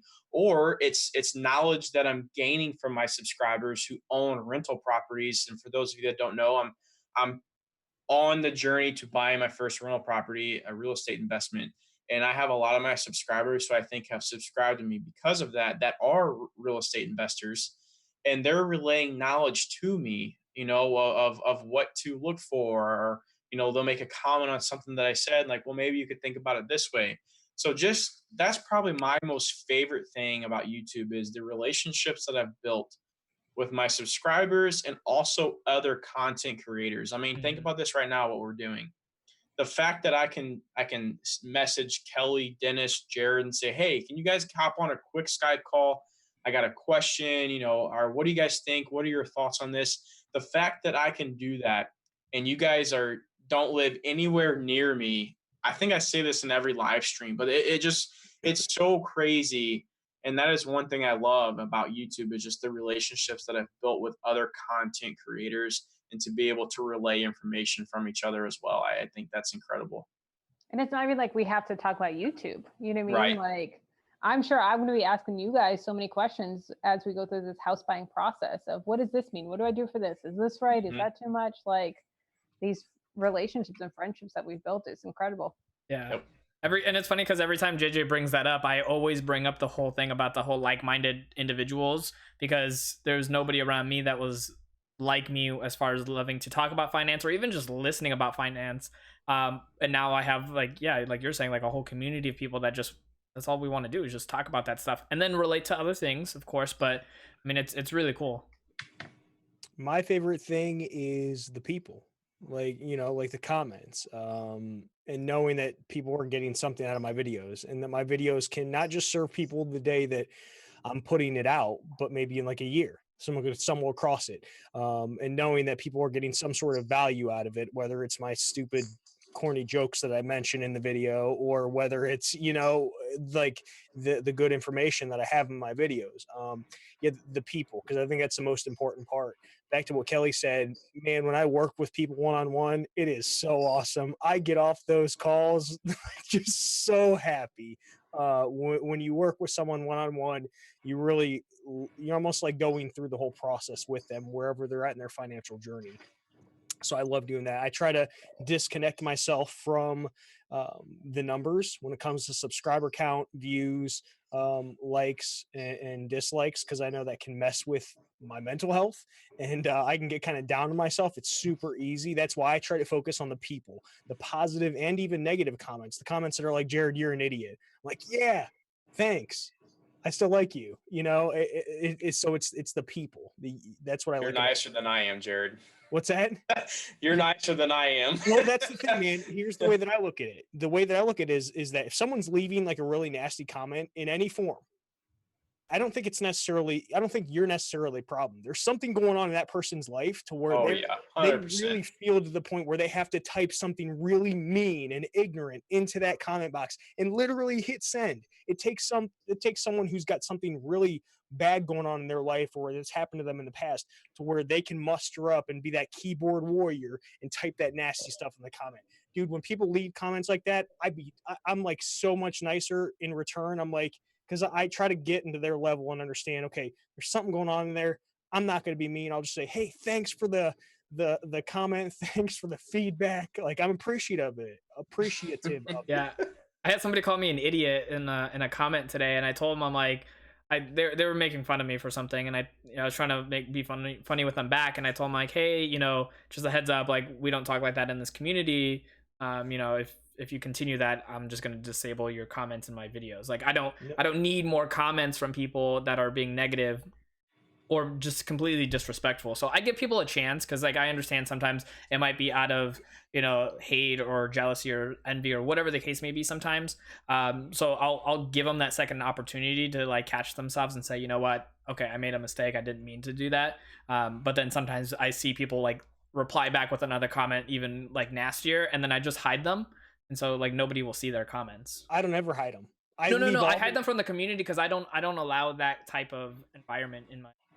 I do, because I want people to see how big of a maybe piece of crap that person is, right? If so, I want that person to be out there. If you want to type that stuff on there, cool. Show us how big of an idiot you are, right? Or how mean and nasty you are. I'm going to leave it out because I want the world to see the kind of person that you are. That's my view. There's some stuff I've had to hide. There's been some nasty stuff that I do not want people to read. But here's one thing though. On the other hand, though, I've had people leave nasty comments, and I've replied in like a positive light and try to make it a constructive conversation. And I've actually had people kind of like revert back to like a nicer point of view, right? Or like a nicer response. It's so I always try to do my best to see if I can maybe change that person a little bit, because I'm Jarrad and I want to fix everybody. No, yeah, that has happened to me too. I have noticed that whenever sometimes you are nicer to people who are coming off maybe ignorant or mean in their comments, and you comment back to them with a nice comment, they're like, "Oh, sorry, I came off like that." I have seen that, but no, there has been some comments that I've had to hide because they are either sexual. They talk about stuff that I just don't want people to read. I've had comments from gay men say stuff that I just can't have on. Okay, I get that. Maybe I've never had that, so that's why I guess I haven't. Because you haven't taken your shirt off yet on camera. I have had people call me gay in the comments before. I still leave it up because I'm like, whatever. I had someone say that I have makeup on in my videos. I'm like, yep. I put it on, put all my concealer on right before I hopped on. You caught me. I've definitely had comments I've had to hide for a lot of the same reasons, JJ. And like I had one today about guns and shooting up people and all this stuff. Oh, wow. It went really extreme. But I will say that like a lot of the hate comments or you're an idiot or different things like that, I love when before you can even reply to them, your community goes to bat for you. Yeah. Like I've had times where I've been like, okay, I want to write a very specific, detailed comment back to them. I'm going to take some time tonight. I don't want to do it in anger. And then by the time that I get home, there's already like 6 comments of like my community going to bat for me. And it's so cool to see that. It is. It's awesome. Yeah. All right. Next question. Jeremy says, what is something you guys don't like about investing? That I could be spending that money elsewhere. That's probably one thing that I don't like. That could be money I could be spending on vacations or whatever, or travel. But knowing that money is going to good, I know that it's supposed to be doing that. But that's probably the biggest thing I would say. Other than that, I love investing. I love putting my money towards it. But just that'd probably be the only thing, is knowing that I can't use that money for travel or something like, or go buy myself something or something like that. Mm-hmm. I think one thing I don't like about it is just how complex it is. Like I'm learning and I've learned so much about investing, but there's still so much to learn. Yeah. I think that's an interesting question, because I'm like trying to think what would be. I'm stumped too, Dennis. Yeah, like I love it. I mean, I guess there's not even a downside. I mean, I wish M1 Finance and Robinhood would combine their brokerage accounts, because I love certain features from each one. But besides that, I don't know. I mean, I guess, yeah, what JJ is saying is like, yeah, you can't use that money right away. But I don't know, something about putting money aside for the future always entices me to want to keep doing more of it. and the market going down and stuff doesn't scare me. If anything, I know for some other investors, it's actually kind of an exciting time. So I don't know. I'm waiting for it, right? baby. I'm like, so I don't know if there's any downsides, honestly, to investing. I think, and I've never personally had this happen to me, but I do know other people say that the thing that they hate most about investing is that sometimes their ego gets to them and they get really sloppy when it comes to investing because they start gaining a lot of money or doing really well in the market, so they start taking higher risk. But I've never personally have done that myself. Like I take risk, but it's managed risk. So I think I do a good job at that. But yeah, investing, I guess, knowing where you want to put it, that might be, something I don't like, so for example, in JJ's situation, it's like, okay, you have to choose whether you want to invest in your 401k or set money aside for a rental property, right? It's like, so that's, I guess, what I don't like about investing. If I could pick anything, is trying to choose, not necessarily when it comes to the stock market, because I go low cost index funds, that's easy, but an alternative investment like a rental property, right? It's like having to choose. That's what I don't like about investing, I guess. Yeah, that makes sense. Yeah, having to choose between putting money into a rental or investing. Yeah. Or saving up for that first rental like JJ's been doing, right? Because he's been foregoing putting money into maybe possibly an IRA or a 401k, regular retirement account. So I still do put it. That's why I asked. I said, but not as much. Right, exactly. Of course, that's what I meant. Yeah. Good conversations in this one. Yeah. We're having fun. Yep, it's good stuff. I think I had another question too. I was just about to ask you about Instagram questions. Yeah, Q says that the camaraderie is real here. It is. If you guys actually don't know, so the four of us plus Brad and Joseph from Let's Talk Money, Will from the Financial Wolf, and John, I'm forgetting his last name. It's like with an S. Scholler. I don't know how to pronounce his last name. What is it? All of us, Scroller. Sure. All of us are part of a mastermind group. So we've actually since early February have been on a call every single Monday. Just one, mainly talking about business on YouTube. But then every once in a while we kind of just get into like little hangout conversations, which actually led to this live stream. But yeah, I think we've all been hanging out. I think I've hung out with them more than I've with like family and friends as far as like overall time. His friends in real life. I haven't hung out with internet friends like these people since my World of Warcraft video game days. Like, I don't know, 6 years ago. Dude, I had some people that I was really good friends with, and I'd never seen their faces before. Wow, that's crazy. I knew them as well as my friends in real life. Yeah. I see Joey in the chat just asked, do they read the chat or ignore it and only talk to each other? I think we do a pretty good job of kind of try meshing to read it as much as possible. Yeah, go back and forth. I mean, to be fair, there's probably a few questions that got overlooked, and if you ask those questions, I mean, I'm pretty sure ask you guys them again. Ask them again. Please Yeah. Ask them again. We're not intentionally missing them. Yeah. Joey, baseball, I want to see you ask a question now. Yeah. The spotlight's on you, Joey. While we wait for those, we have one on Instagram. It says how to balance enjoying life now versus saving for the future. Say that one more time, Kelly. How do you balance enjoying life now versus saving for the future? Oh, that kind of goes with that investing thing that you were just talking about, JJ. Mm-hmm. This was something that Jamie and I struggled a lot with when we first got married. Because we had separate finances before, and then we got married, and I had all these really big savings goals and wanting to save everything. And he was like, yeah, I don't want to save all this money for when I'm 65, 70 years old and can't enjoy it. Like, I want to enjoy my life now. And just kind of finding that balance of, yes, still saving for the future. And like now, even retiring early, but at the same time, still enjoying life now to a certain extent.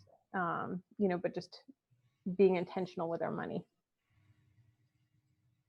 I mean, I think it's a matter of figuring out what makes you happy. Like I have everything that I want, and I'm maxing out all of my retirement accounts and my HSA, and I have other money that I'm investing as well. So it's like, it depends your balance. You have to find that balance in your life. And where you want to be at when it comes to your financial end, if you will. We'll call that when you start to retire. How much do you want? Because the balance is all going to be based on that. If you only need $10,000 a year in retirement to live off of, okay, then maybe that means you can have more money to spend nowadays. But if you want to be comfortable, then you've got to find that balance. And sometimes it's a matter of earning more money. And a lot of people aren't willing to go out there and try to make some extra money or get a side business going, a side hustle. Yeah. I like to, there's two things I guess I would state on that. If you're going through a debt journey or to become debt free or something like that, I would say first, there's a lot of things you can do that doesn't cost money. If you live close to a beach, you can go to a beach. If you live close to a lake or some body of water, you can go there during the summer times and enjoy yourself there. There's parks, there's hiking, there's so many things you can do for free. Go to the zoo or whatever it is, whatever it may be. And then also for myself and my wife and I, we thoroughly enjoy traveling. That's one thing that we tried to do as a family, and we've made a commitment to each other when we got married that every single year on our anniversary, her and I were going to go somewhere. Even when we had kids, we're going to go somewhere. So we tried to travel somewhere, try hopefully multiple areas every single year. And that's something that helps keep us motivated to one, if you're in your, like I said, in your debt-free journey, that it motivates you to become debt-free faster because maybe that's more money you can apply towards travel in the future. Or if you're investing like I am or on a real estate journey or whatever it may be, that's more money you want to put towards that because in the future, that's more time you have to travel once you have enough money coming in from real estate investments that can fund your expenses to give you the time to go travel more because you don't have to work your day job. So I would say it's those two things, finding something free to do and then figuring out what your passion is, ours being travel. And that's what we try to spend our money on. You can't have everything, so Exactly. you got to pick and choose. We all want everything, but you can't have everything. So you got to figure out what's important to you. And I'm so glad you said that, Jarrad, because that just brought something to my mind is I'll get people that say this to me all the time, friends of Lindsay and I, and they're like, for instance, Lindsay and I lived in Hawaii for about a year.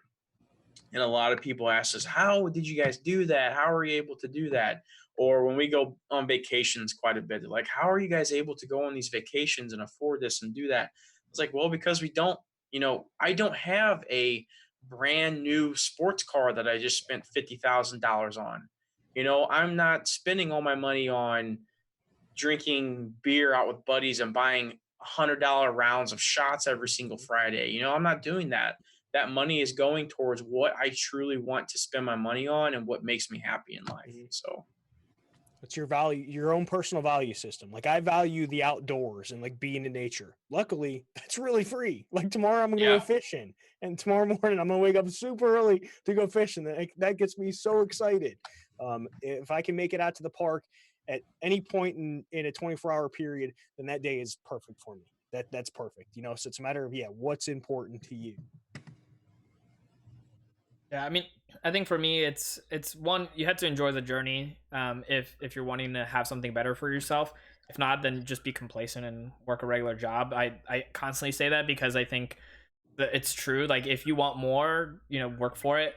For me personally, so we also love traveling as well, and we went traveling and kind of got that bug of like wanting to go more places. But what we did was we decided to sacrifice like a few years of being able to travel, and right now we're in year, like just finished up 2 years of not traveling, but we're reinvesting in our businesses and growing, so that way later we can go and do more extravagant things, bigger things, because we sacrificed a little bit of time now, so that way for the rest of our lives we can essentially do the things we want to do, go places we want to go, and experience things that we probably otherwise couldn't or barely could if we just stuck with the original path of just working regular jobs. So we sacrifice now for greater things later, because for me, I think giving up to maybe up to 4 years of our, going out on vacation, so that way for the next 40 years, I can go on vacation, still make money, and, like JJ said, like not worry about the budget while we're on vacation. I'd rather have that, and I'm willing to sacrifice. I could be wrong, but based off of all of the things I've heard from people that kind of gone that same path, it seems like it's fulfilling. So, and I'm so argue. Go ahead, Dennis. Sorry, and I'm enjoying the journey. Like I get so excited to know what's to come, and you know, the fact that I am eating the same thing that I eat pretty much every week because it saves me money. That later on I can do bigger and better things. I would almost argue that you don't necessarily even want everything in life. Everybody thinks that they do, but think about it. If you had everything that you ever wanted, how dull would life be? You know, True. you could have everything you want and you still won't necessarily be fulfilled or happy. You know, that's why you see, just because you're a multimillionaire does not mean you're going to be happy. You might have everything that you want, but you're not happy. So that just shows us that you shouldn't want everything, right? That happiness in life is forcing yourself to kind of choose and really think about, what do I want? What's going to make me happy? You know, does that make sense? Or am I just talking? 100%, man. 100%. I mean, my wife and my son is what makes me happy, and that's my whole 100% goal of doing what I'm doing to try and earn or create a side hustle that could possibly turn into my full-time gig, along with investing in real estate, along with not spending all my money, along with creating budgeting, and then trying to not overspend, is because I want to have that time to not have to send it to someone else to work for someone else. I want to have that time to be able to eat breakfast on a Tuesday morning with my wife and son. I want to be able to sweep out the garage with my son or ride the lawnmower on a Wednesday afternoon and not have to go back to work when I'm at home for lunch. That's the one thing that motivates me, and I'm so passionate about that that I'm willing to do whatever it takes to make it happen. So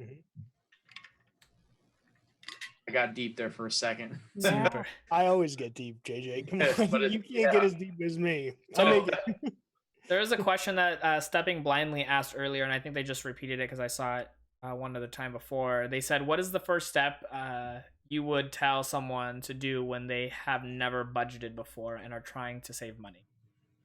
I think that's a good question. I would say first go to your previous month and track everything you spent, whether that be on your debit card or credit card or whatever it may be. Go to your previous month and look at all the transactions that you made and put every single one into a category. Go to all the places you went out to eat, put that in one category. Go to all your groceries where you bought groceries from Walmart, Aldi, whatever it may be. See that, Kelly? I said Aldi. Thank you. You said it correctly. Put all your groceries in one category. Go to your gas. Find every time you purchase gas, put that in a category. Your mortgage payment, make that its own category. Your electric, make that its own category. Once you separate every single thing, start that as your budget. You know what you did your last month. Now try to figure out how you're going to knock off $20 from each category. Now we understand your mortgage. You can't knock money off. I understand that. But for groceries, for gas, for eating out, for miscellaneous items, for whatever it may be, try to figure out how you can lower that just a little bit. And then each month, start lowering it that much more until you get into a groove where you're like, okay, I know where I'm at. I know about what I'm going to spend each month. And then you're set. There's your budget. Yeah. I agree. I agree with Everything. Spending analysis. Yeah, if that's a little complex, you can even start off just one hair like easier. And I would say all you need to do, if you're like most people getting paid bi-weekly, I would look at when your next paycheck is and all the bills that are due before the next paycheck, and make sure that all those that are due that paycheck are set aside and, you know, ready to be paid for, and then all the rest of that money is essentially your spending money for those 2 weeks. That's honestly the easiest way to get started with budgeting. If because I think the other method, I love it, but I think sometimes it gets a little so complex for people. So yeah, just if you get paid every 2 weeks or if you get paid once a month, look at your bill to your next, or your paycheck to the next one, and then just put all the expenses that you know are going to be charged, and then everything else is your spending money at that point. You just have to be cautious with it. Yeah. So Arthur Dia brought up a really I was just wondering what that was about. But important topic. And she says, this is just to give you guys some backstory on her. She's a physician. I know she does anesthesiology and I think crit care. I think she's a critical care anesthesiologist. She's always had some bitterness about saving for retirement. I watched my dad work really hard, including weekends and nights. Just when he was nearing retirement age, he got colon cancer. 1.5 years later, blowing through some savings to cover chemo and ambulance rides in ICU, he dies. He never got to enjoy what he worked so hard for. I see a lot of people in the ICU who are close to retirement that never imagine the health horrors they find themselves dealing with. I sometimes hope I'm not making the same mistake by being ridiculously frugal and not paying off debt before I start doing anything like take a vacation. This is something I've struggled with. My mom, I mentioned earlier in the chat that she passed away when I was 16. And, so cancer is really, really prevalent on both sides of my family. And so it's been a fear of mine. It's been like, this is getting personal, but I've even not wanted to have kids at some point because I didn't want to bring kids into this world if I'm just going to get cancer and pass away. And that's something that I've had to really work on, and God's had to soften my heart too. But, it is a balance of, living your life now because we don't know what's going to come. We can have all the insurance and everything in the world, but, that's not going to take away from memories. That's not going to do that for your family, for your memories, for, different things. So I do think it is a balance, of, saving for the future, for your retirement, being wise with your money, with paying off debt, but also, having a little fun as well. And, it's definitely a hard topic and a hard thing, but I think it's very important for people to talk about. Yeah, I mean, definitely, like Kelly said, that balance. I mean, I've shared this before, but I lost my little brother at the age of 19. Suddenly, he passed away. My mom has an incurable disease. She's in a nursing home down in North Carolina with my sisters. I think about death probably more than a lot of people, or I've thought through a lot of those things. As morbid as it might sound, it's almost made me a better person and made me plan for the future. In my opinion, why I feel comfortable with still continuing down the path and saving and investing as much as I am is because I know that if something did happen to me, I would die a happy person because I'm doing things that I love right now while I'm here. And also I know that I'll have money that'll be left for, at this point, my siblings and my nieces and nephews. So I don't regret any of it. But it's a matter of finding that balance, like Kelly said. So yeah. I think for us, we kind of did that. I actually still remember I had a client many years ago, where she came up to me and she had like this really nice bracelet, and I was like, oh, that's really nice. And she's like, oh, my husband gave it to me. He passed away a couple years ago. And she's like, she started going into this whole story about how her and him always wanted to go traveling for the longest time in their life, and he ended up dying at not an old age, but they just never ended up getting around to it. And then after he passed, luckily she got some life insurance, and she took that money and she went traveling through Europe. And she's like, I really wish we did that prior because now I just got to enjoy it myself. He didn't get to be there with me. And then I told that story to Vanessa, and she's always been like a travel bug. And we made the decision consciously to save money, and instead of paying off the student loans and the remodeling loan at the time, to save up and go traveling for a year through Europe, and do that in our mid 20s when we could sacrifice the fact that we don't need comfy beds. We could go on red eye flights and do all this crazy stuff and have a lot of fun. And so we broke the norm. We essentially had like a mini retirement for a year, absolutely no work, didn't have, well, we had a little income from our rent for the house, but other than that, like, we didn't work. Like, we got to do whatever we wanted. We had so much fun, explored the world, but then came back, and then now we're grinding it out a little bit, and then we're gonna go do stuff like that again. But we're kind of going in chunks. We're not. Yeah. It's not straight fluid. It's, oh, we did a little retirement. We're gonna work hard. We're gonna semi-retire again, essentially, and then maybe come back and do some other stuff too. And it's fun and it's crazy, but I think I don't want to even say balance, because it's balance, but like we're like tipping the scales back and forth. Like, we retire, we're working, we retire, and we want to go back to work and stuff. Well, man, oh boy. What was her name again, Kelly? Arthur Dia. Arthur Dia. First, Melly is her name. What is it? Melly. Oh, real quick, JJ, before you get into your thing, because the timer. Okay, I'll make it quick. Is really just want to say, sorry for your loss. That's hard to hear. My main thing that I want to say is do what you're passionate about. I mean, if being a man who has a family, who has a son, like, I'm on this journey to try to invest and try to do this. And if I was in debt, I'd be trying to pay off debt. But your kids or you're only so young for so long. You only have your kids at a certain age for so long. Don't get so wrapped up in trying to, be where you want to be financially. Like, yes, that is important, but you also have to have fun in life. You have to make the process fun. And that's why I love about talking about retire early, the FIRE community, which we can talk about that later if we want to go ahead and get this caught up. Yeah. Okay. So I think we'll go on another break here, and we will be right back. So if you guys want to leave any questions in the chat here, we'll come right back to you.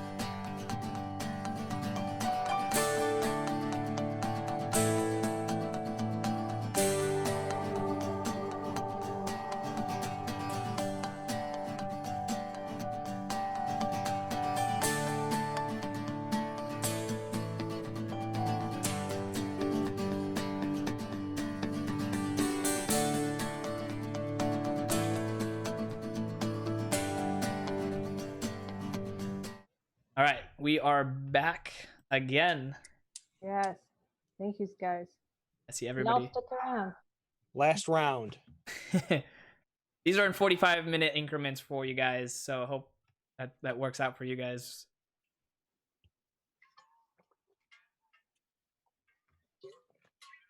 So it was funny. So intermittently in between, like us coming back on camera and everything, we were talking about how, Jeremy, you ask a lot of great questions, like fantastic questions. We did see the one asking if we could be part of your podcast. I'm pretty sure most of us are totally down to help support you. If you want to, at least with all of us, you can shoot us emails and let us know. That'd be cool if we did like a 5-person podcast, like interview all of us together. As my grandpa said, that's a little too much meat for the sandwich. Are you kidding me, man? I got like for the tacos if you like fish tacos. Dude, whatever. I got like salami, turkey, and bacon on my sandwiches. I don't know what you're talking about. There's never. Yeah, I put a lot of meat on my sandwiches, boy. No, but I mean, in all jokingness aside, yeah, if you want to email one of us or all of us individually, we can. I'm happy to do one individually with you. Yeah, absolutely. I've been on a couple podcasts. Yeah, I actually enjoy doing podcasts. I think they're really fun. Being on video all the time, it's nice to like not have to like worry about like setting up a camera and everything. Unless you want to record camera, that's fine. Well, and podcasts are so much more relaxed because you're just having a conversation, to where when you're filming a video, it's almost, you have to be not professional, but it's a little bit of a more different talking aspect than being on a podcast, I feel like. Well, these are kind of like video podcasts, if you will, like these live stream things we have. Yeah, they are. Well, and I honestly, like, if that's part of my view in the future, like I would love to create a podcast. If YouTube would ever let me do that full time, that'd be probably the next thing I would move forward into, is creating a podcast and interviewing people. I think that'd be really cool. Yeah, Apple Crider does a really good job interviewing. He does, man. He's killing it right now, dude. He's something else. Yeah, I mean it's interesting to do podcasts, because like the hard part with a podcast, at least for me, if I always kept telling myself to do one, and I'm like, no, because I don't want to just take audio from my videos and convert them into podcasts. I'd want them to be their own thing. But it's so hard with like managing where you put your efforts into. Like I want to have YouTube, because now it's an income source, but I want it to be like more than an income source, so then I can reinvest that into, paying somebody to edit my videos, and then I can take that time to do other work, like work on the website and work on Instagram and work on all these other things, instead of trying to do it all now and feeling so thinned out at that point.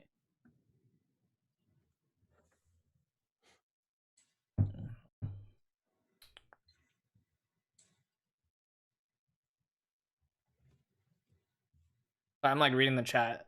Me too. We're all like reading the chat. Yeah, we do change squares because the way it works when we leave the Zoom platform and then when we rejoin back in, it just kind of like puts us randomly in different spots all the time. So we're just keeping you on your toes. Yeah. Jinx. Did you have any more Instagram questions? No, that was it for Instagram. I have a question. People, ask us some questions.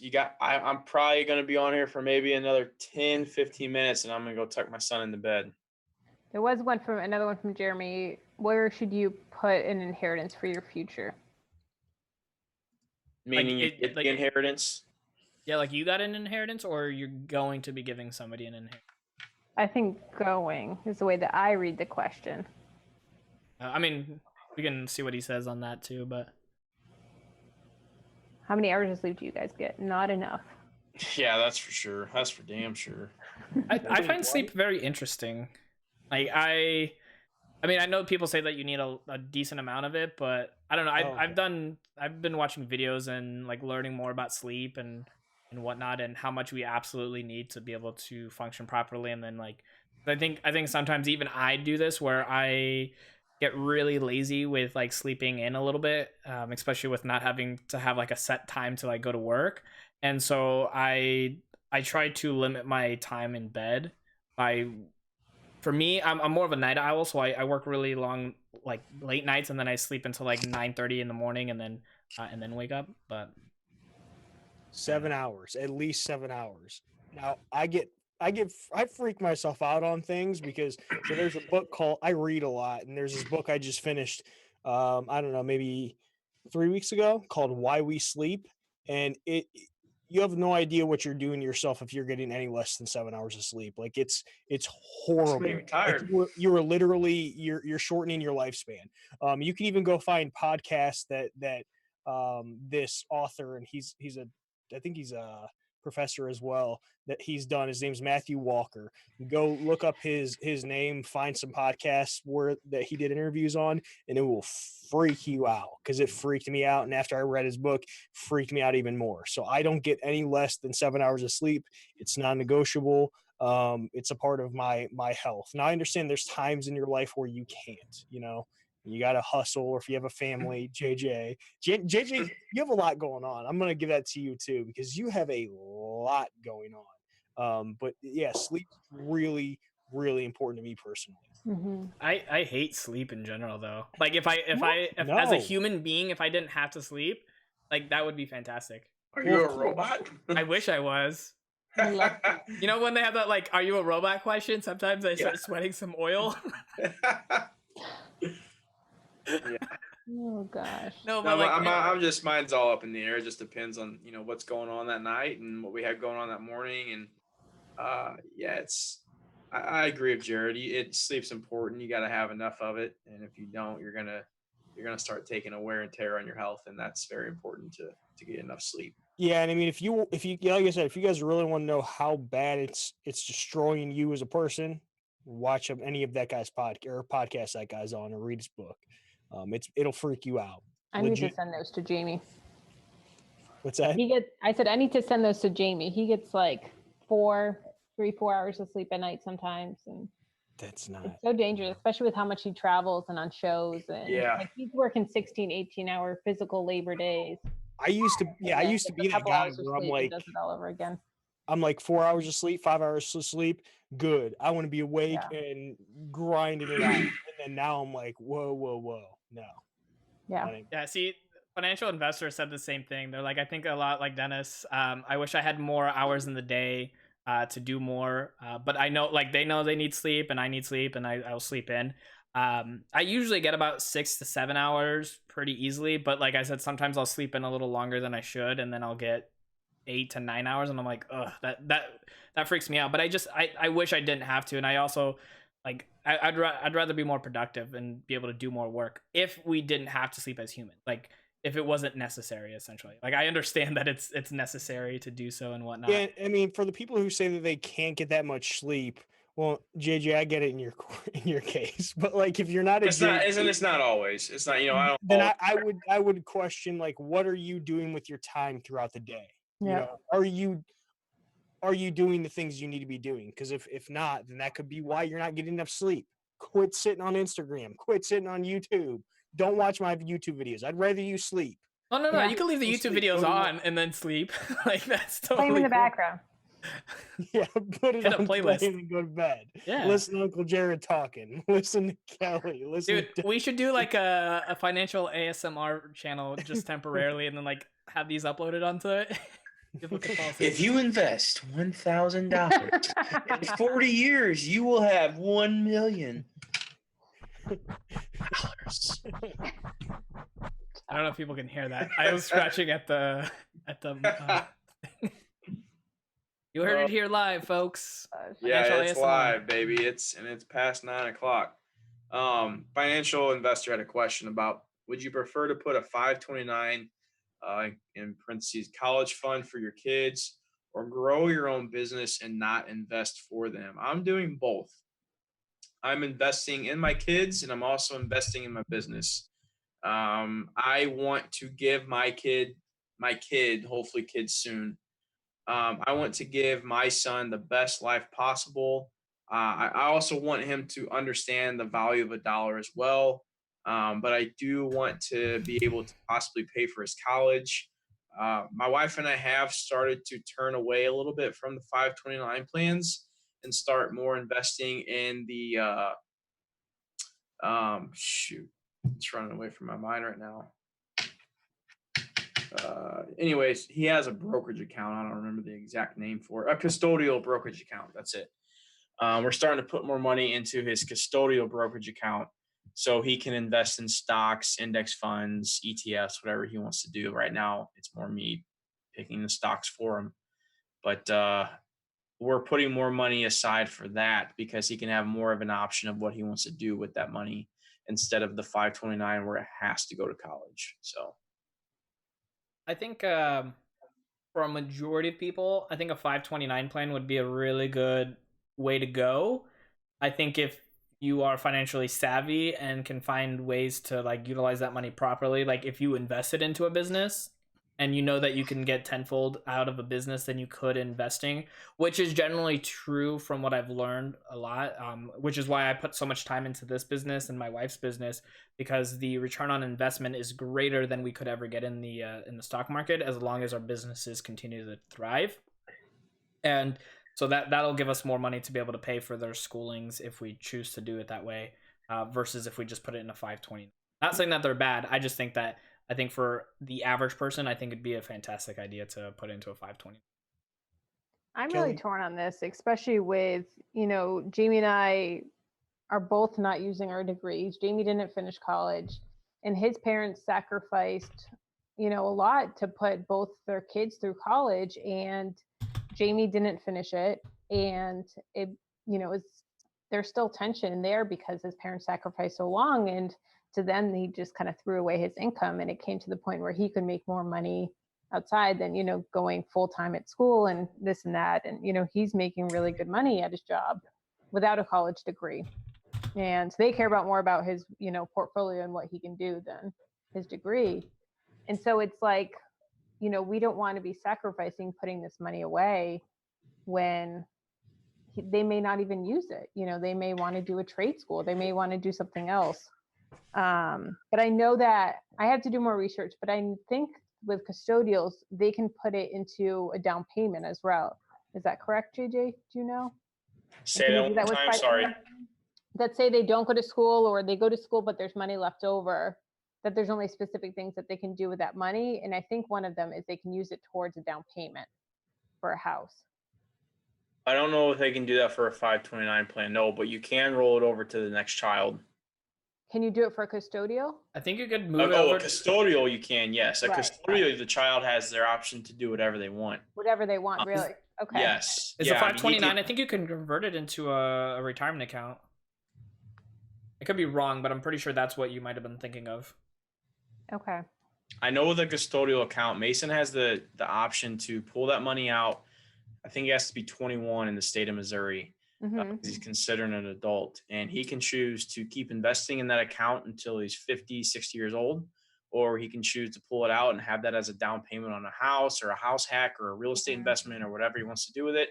And I'm leaving that up to him. It's totally up to him to decide what he wants to do with that money. Like, that is Mason's money that is in that account right now. So whatever he wants to do with it, I pray that I teach him well enough to do something good with it and not go blow it on. I'm not going to say that, but it's but yeah, you can choose to do that. And that's why we've been moving more towards the custodial account, just because of where college is going. And then my views on college too. Yeah. I really don't think a lot of people need college anymore. Right. Obviously if he wants to go be an engineer like his dad or something, then yeah, he'll have to go to college, or a doctor or a lawyer or something like that. But there's so many jobs you can get nowadays that you do not need to have it. Well, plus the landscape of when he's older of education is going to be right. It's not going to be anything like we're seeing today. Yep. Not at all. That's what I've been trying to tell my buddies who have kids. I'm like, listen, I don't know where you're going to save money for them, but be careful, because the world is going to be completely different in the next 10 years, 15 years when it comes to education. Right. Although Mason's Money sounds like a pretty cool YouTube channel. Oh. Yeah. That would be pretty cool. And if I ever have time to create another channel, by God, I'll do it. There you go, man. Jeremy says, hey, at JJ Buckner or anyone else, why do you use Capital One over Gold Sachs or Citibank, since they don't have a minimum amount for the percentage annual? That's a good question. I'll be honest with you, Jeremy, the only reason why I don't worry about that stuff is because I know I'm going to meet the minimum. So for some people, maybe that is more important, to where if you don't meet the minimum, that it may be a better option to go with a different bank. But I know I'm always going to have that minimum in the account, so I don't worry about it too much. Yeah, and if you did have to go underneath that minimum, then you'd have bigger fish to fry than the 1% difference. Right.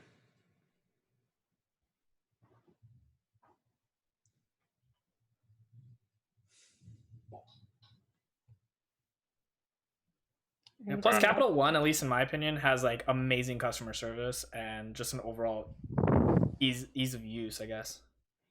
I need to check out the cafes. There's one that I walked past when I was on a double date with someone, but I didn't have time to check it out. Did you say with someone? Oh, okay. I heard date, and then with someone, I'm like, wait a second. No, it's Dennis, get your head out of the gutter, dude. Hey, by the way, as I had Jaden Dennis, I was looking at you on this video chat, and I was like, Dennis looks like somebody I know, somebody I just saw recently. You know what I just watched? I watched that Avengers movie. I went to go see it by myself the other day, and you know who you kind of look like? I'm honored already. I don't care. Do you know who you kind of look like? Is it the Hawkeye? No, Doctor Strange. Really? Pull up a picture. It's not a bad thing. I'm just like, put a picture on the screen like you do everybody else. That's awesome. Holy I shit! Will be... What's that? Doesn't he? That's Denis. Yes. Yeah, I'll bring it up on the screen since Jarrad wants me to.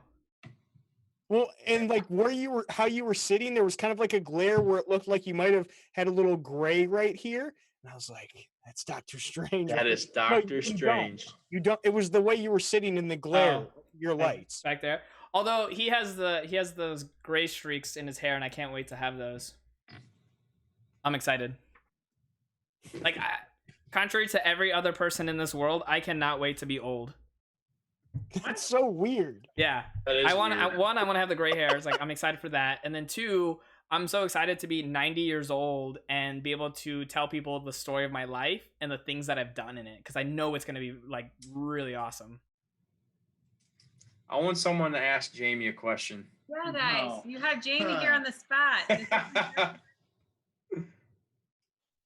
Come on, Jamie. Why don't you get enough sleep? Yeah, dude. What the heck, man? I hear you. It's part of the We're job. working so hard. I threw you under the bus. Thanks, baby. Got to pay to feed those two cats.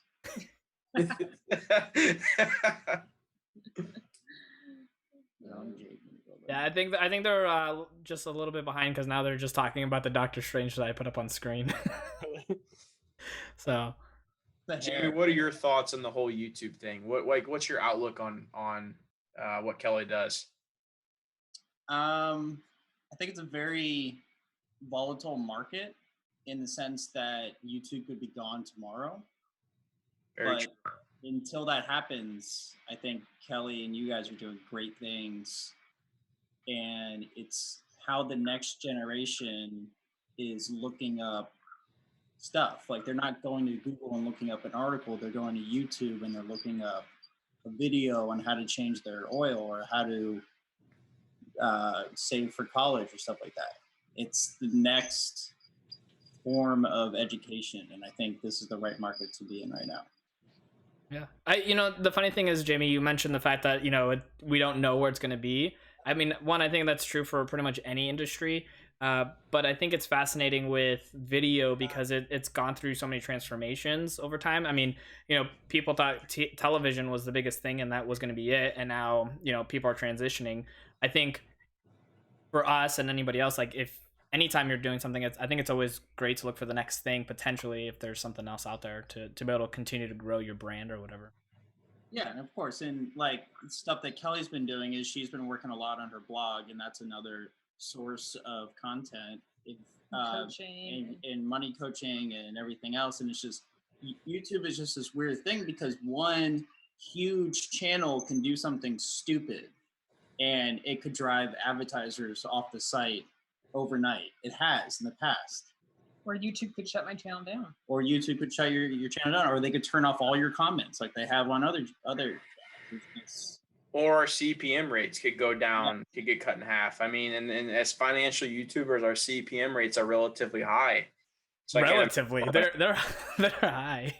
Yeah, I can't imagine what would happen if they ended up just getting cut in half, and that's everyone's ad rates that they're expecting to make. That gets that's just divided by 2. Well, I mean, even you and I, JJ, like we're talking about how this month has been significantly less in income than the month prior, and it's cyclical though. I mean, most businesses are like that. Obviously, if you have a regular job, you get paid a salary across the year. But like business owners, even with my wife, her business goes through cyclical times, and it's like just a matter of prepping and getting ready for it too. I think it was like 5 years ago at this point, there was a pretty big scare on YouTube where a lot of content creators weren't sure where they were going to go because they were thinking YouTube wasn't going to make it. And like people were testing the waters on Vimeo and Daily Motion and hosting on their own websites. But the fact that YouTube had bounced back so many times, I mean, I think it's going to be fine. And it's kind of like, since it's owned by Google and everyone uses Google to search things, I think it's going to be fine. Yeah. I think so too, but I also do think you're right. I mean, I think it's good to you need to diversify in whatever thing you do in anything in life, just like investing. You need to diversify your assets. You need to diversify your income. And like Kelly, you're working on your blog.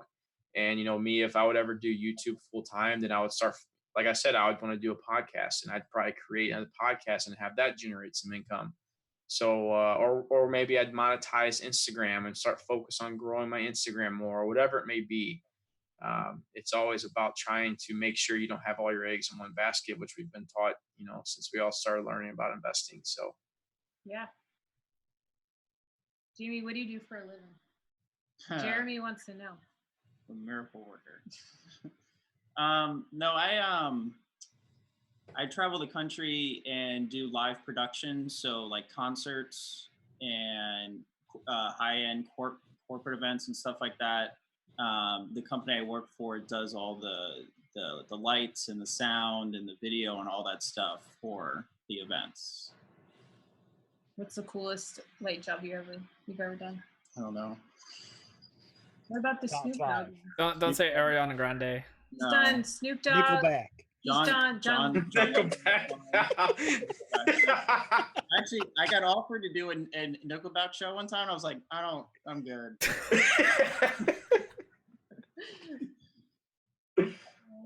That's funny. Although they're not terrible. They're not the worst. Their music is really catchy. I mean, But They that's always play it. It's just catchy. That's it. My They're fun to favorite hit. like meme of them is the when they're holding up the graph. Look at this graph. All of those are hilarious. I like Creed. Creed. Oh, Oh man, freaking YouTube Live talking about Nickelback. Oh God, I love it. hey, Damien. Oh goodness. I'm rocking Nickelback all tomorrow. Nickelback and Creed. All day. Yeah. You can't listen to them while you're fishing. You need fishing music. That's true. Oh, real quick, I was gonna mention to the audience, if you're watching and if you hover over your screen and there's like a little dot next to the word live, if that's not red, you're technically like probably way behind. If you click on it, you actually jump up to where we are, in case you want to be as close to real time with the rest of us. Guys, I gotta bounce. I'm gonna go put the kiddo to sleep. I had a blast. Kelly, thank you for having me on the channel. Jamie, it was nice meeting you. I've heard so much about you, but I've never actually had a conversation with you. So it was nice meeting you, and I look forward to whoever's channel we're gonna be on next, either mine or You, Jarrad. JJ. I think you're next. I'm last. Okay. You're next. So yeah, if you guys are not subscribed to JJ's channel or any of the rest of us, I think Kelly has it in the show notes down below, and then we'll all post on our community tabs, letting you guys know when our next live stream is, and it's going to be all 4 of us again. So Yeah. All right, guys. Everybody take care. Have a good night. And if anybody watching are service members, thank you for your service, and everybody have a good Memorial Day tomorrow. wait, hold on, before you leave, Damien is debt free today. What?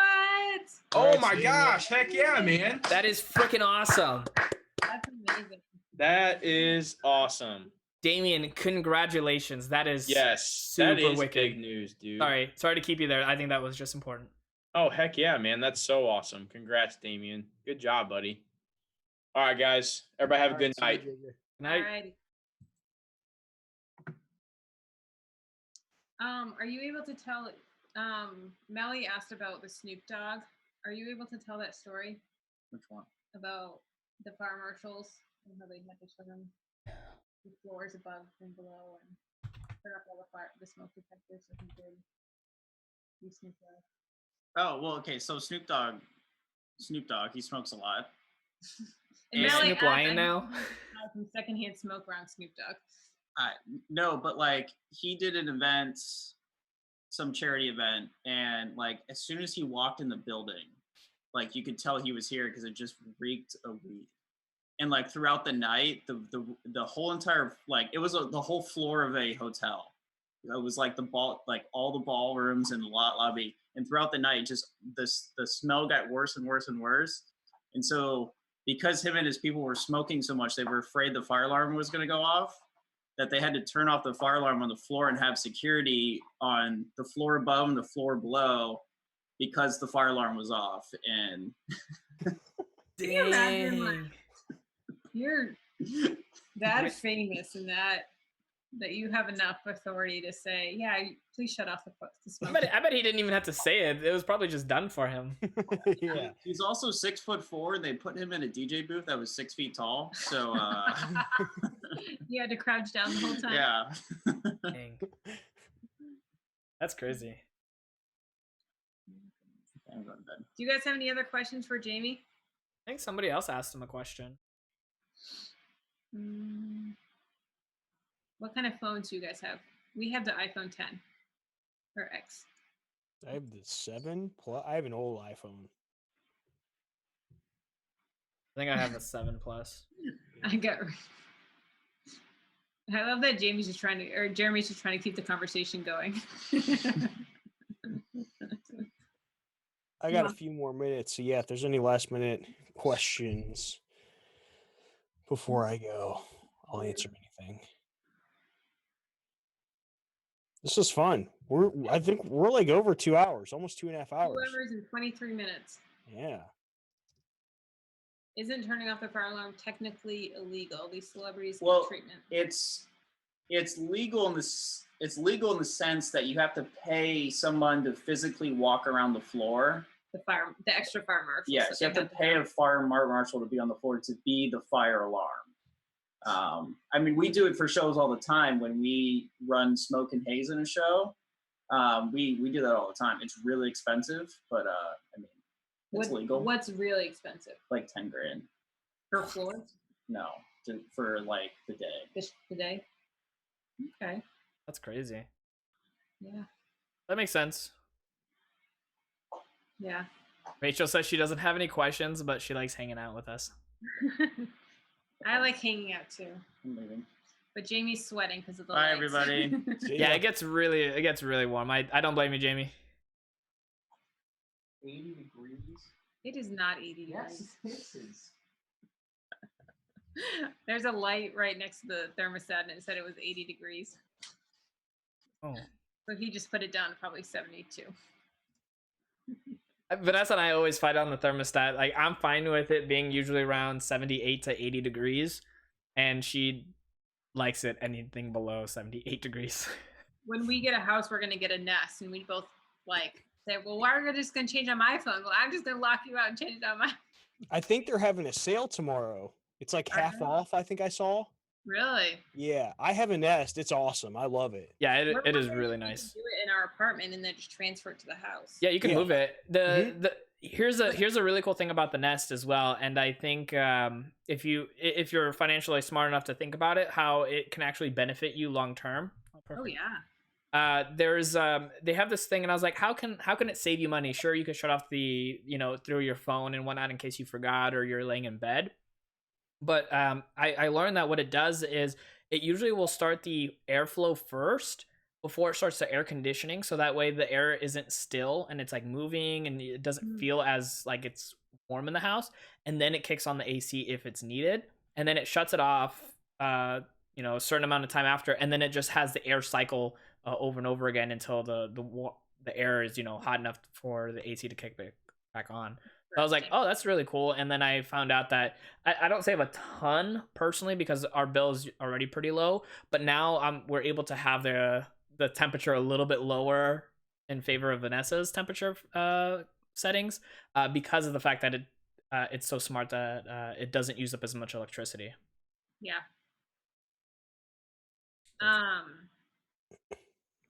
Apparently, I don't know if it's where you guys are at, but here in Florida, apparently our ACs are different than most of the country, and ours are more dehumidifiers than actually air conditioning, so they're more just pulling the moisture out because we live in such a high. Oh, that makes sense. Even- Yeah, because I have a dehumidifier in my house. Like I run it here in the summertime. In the winter, I don't need it, but in Ohio in the summertime, I have to run it, or else my basement starts to stink. Yeah, and that it's not like it's hot here, but it's more the humidity that like kills you here than the heat. What's humidity? Yeah. I'm kidding. Although when I was in Europe, I lived in Florence for a couple of months, and they had a dehumidifier. I never knew what it was, and we were there for a couple of months, and we hit the summertime, and so we finally learned what a dehumidifier was, and oh my gosh, it's unbelievable how much water is in the air. Yeah, it's ridiculous. It's crazy. Yeah, we have one in our bedroom, like a little portable one, and it's crazy how much I can run it in the afternoon or while I'm at work, and there's like an inch of water in there. That's crazy. Jeremy and Rachel asked kind of a light question. What? You had some YouTube channels and then talk about finances. What would you do? Well, I'm starting another channel when we have kids. I'm going to do a family vlog channel. So once I start having kids, or even if we're starting to like struggle with the fertility process or anything like that, then we'll probably start it then and kind of like document that whole process. I would do something with the outdoors. Like I've already got stuff planned out as like a second channel, second business, like an outdoorsy type company where I possibly like review out like tents, hiking gear, camping gear, things like that. Because I know a lot about that stuff as well. I know a lot about so many things. I'm like, I don't know. I guess I could do anything, but it would be something with the outdoors. Yeah, I think for mine, if I were to do a different channel, I mean, I tried doing a travel channel when Vanessa and I were traveling. That was really tough. There was so much work, like unbelievable amounts of work. So that didn't work out for us. But I think if I were to do another channel, it would probably eventually be like a personal channel where people can kind of just see like our vlogging life. If I didn't have to edit that stuff, I could like send it to someone else. But I don't know. I don't know if there's anything else besides like personal finance. Like I just love talking about personal finance, and there's a lot of like subjects to it too, where like I'm looking at possibly doing something along the lines of like either talking about investing on my channel or making a separate like channel to talk about investing, because it's sometimes it kind of turns some people off on the regular True Financial stuff. So I don't know if that's something I want to do or not. Debating on it. Everybody, I know we have 5 minutes left till this time remaining, but I'm gonna head out. I'm gonna go fishing tomorrow, so I gotta get my gear together. Your outdoors gear. Yeah, we Yes. can My call it a fishing- night. What's that? So we can all call it a night. Yeah, it's getting late. It's already 10:30 here Oh wow. on the East Coast. Well, Thank you for having me, Kelly. Thank you for coming. This was awesome. Thank you everyone for watching. It was fun. Yeah. We'll be on JJ's channel next. Yeah, so make sure, like we said, to subscribe to to all the channels down below, or to Kelly's if you're not already, because we'll put us on our community tabs, and obviously the person's channel, it'll pop up on your guys' notifications. And have the bell on too, because that way you guys get notified and don't miss out. Yeah. Well. But we appreciate everybody being here. I think this was a lot of fun. Yeah. I'm not going to have it up, but if you do have the bell on, you get the emails. Or if you want, you can always send me an email. I can send you the direct link, but it won't be live on my channel after this. Or just go to your YouTube watched history, and you should be able there to. you go. Unless they watch a ton of YouTube and it just like throws it like down That's 20. true. Just Yeah. kidding. Or that. There you go. Okay. All right, guys. Well, I'll see you tomorrow.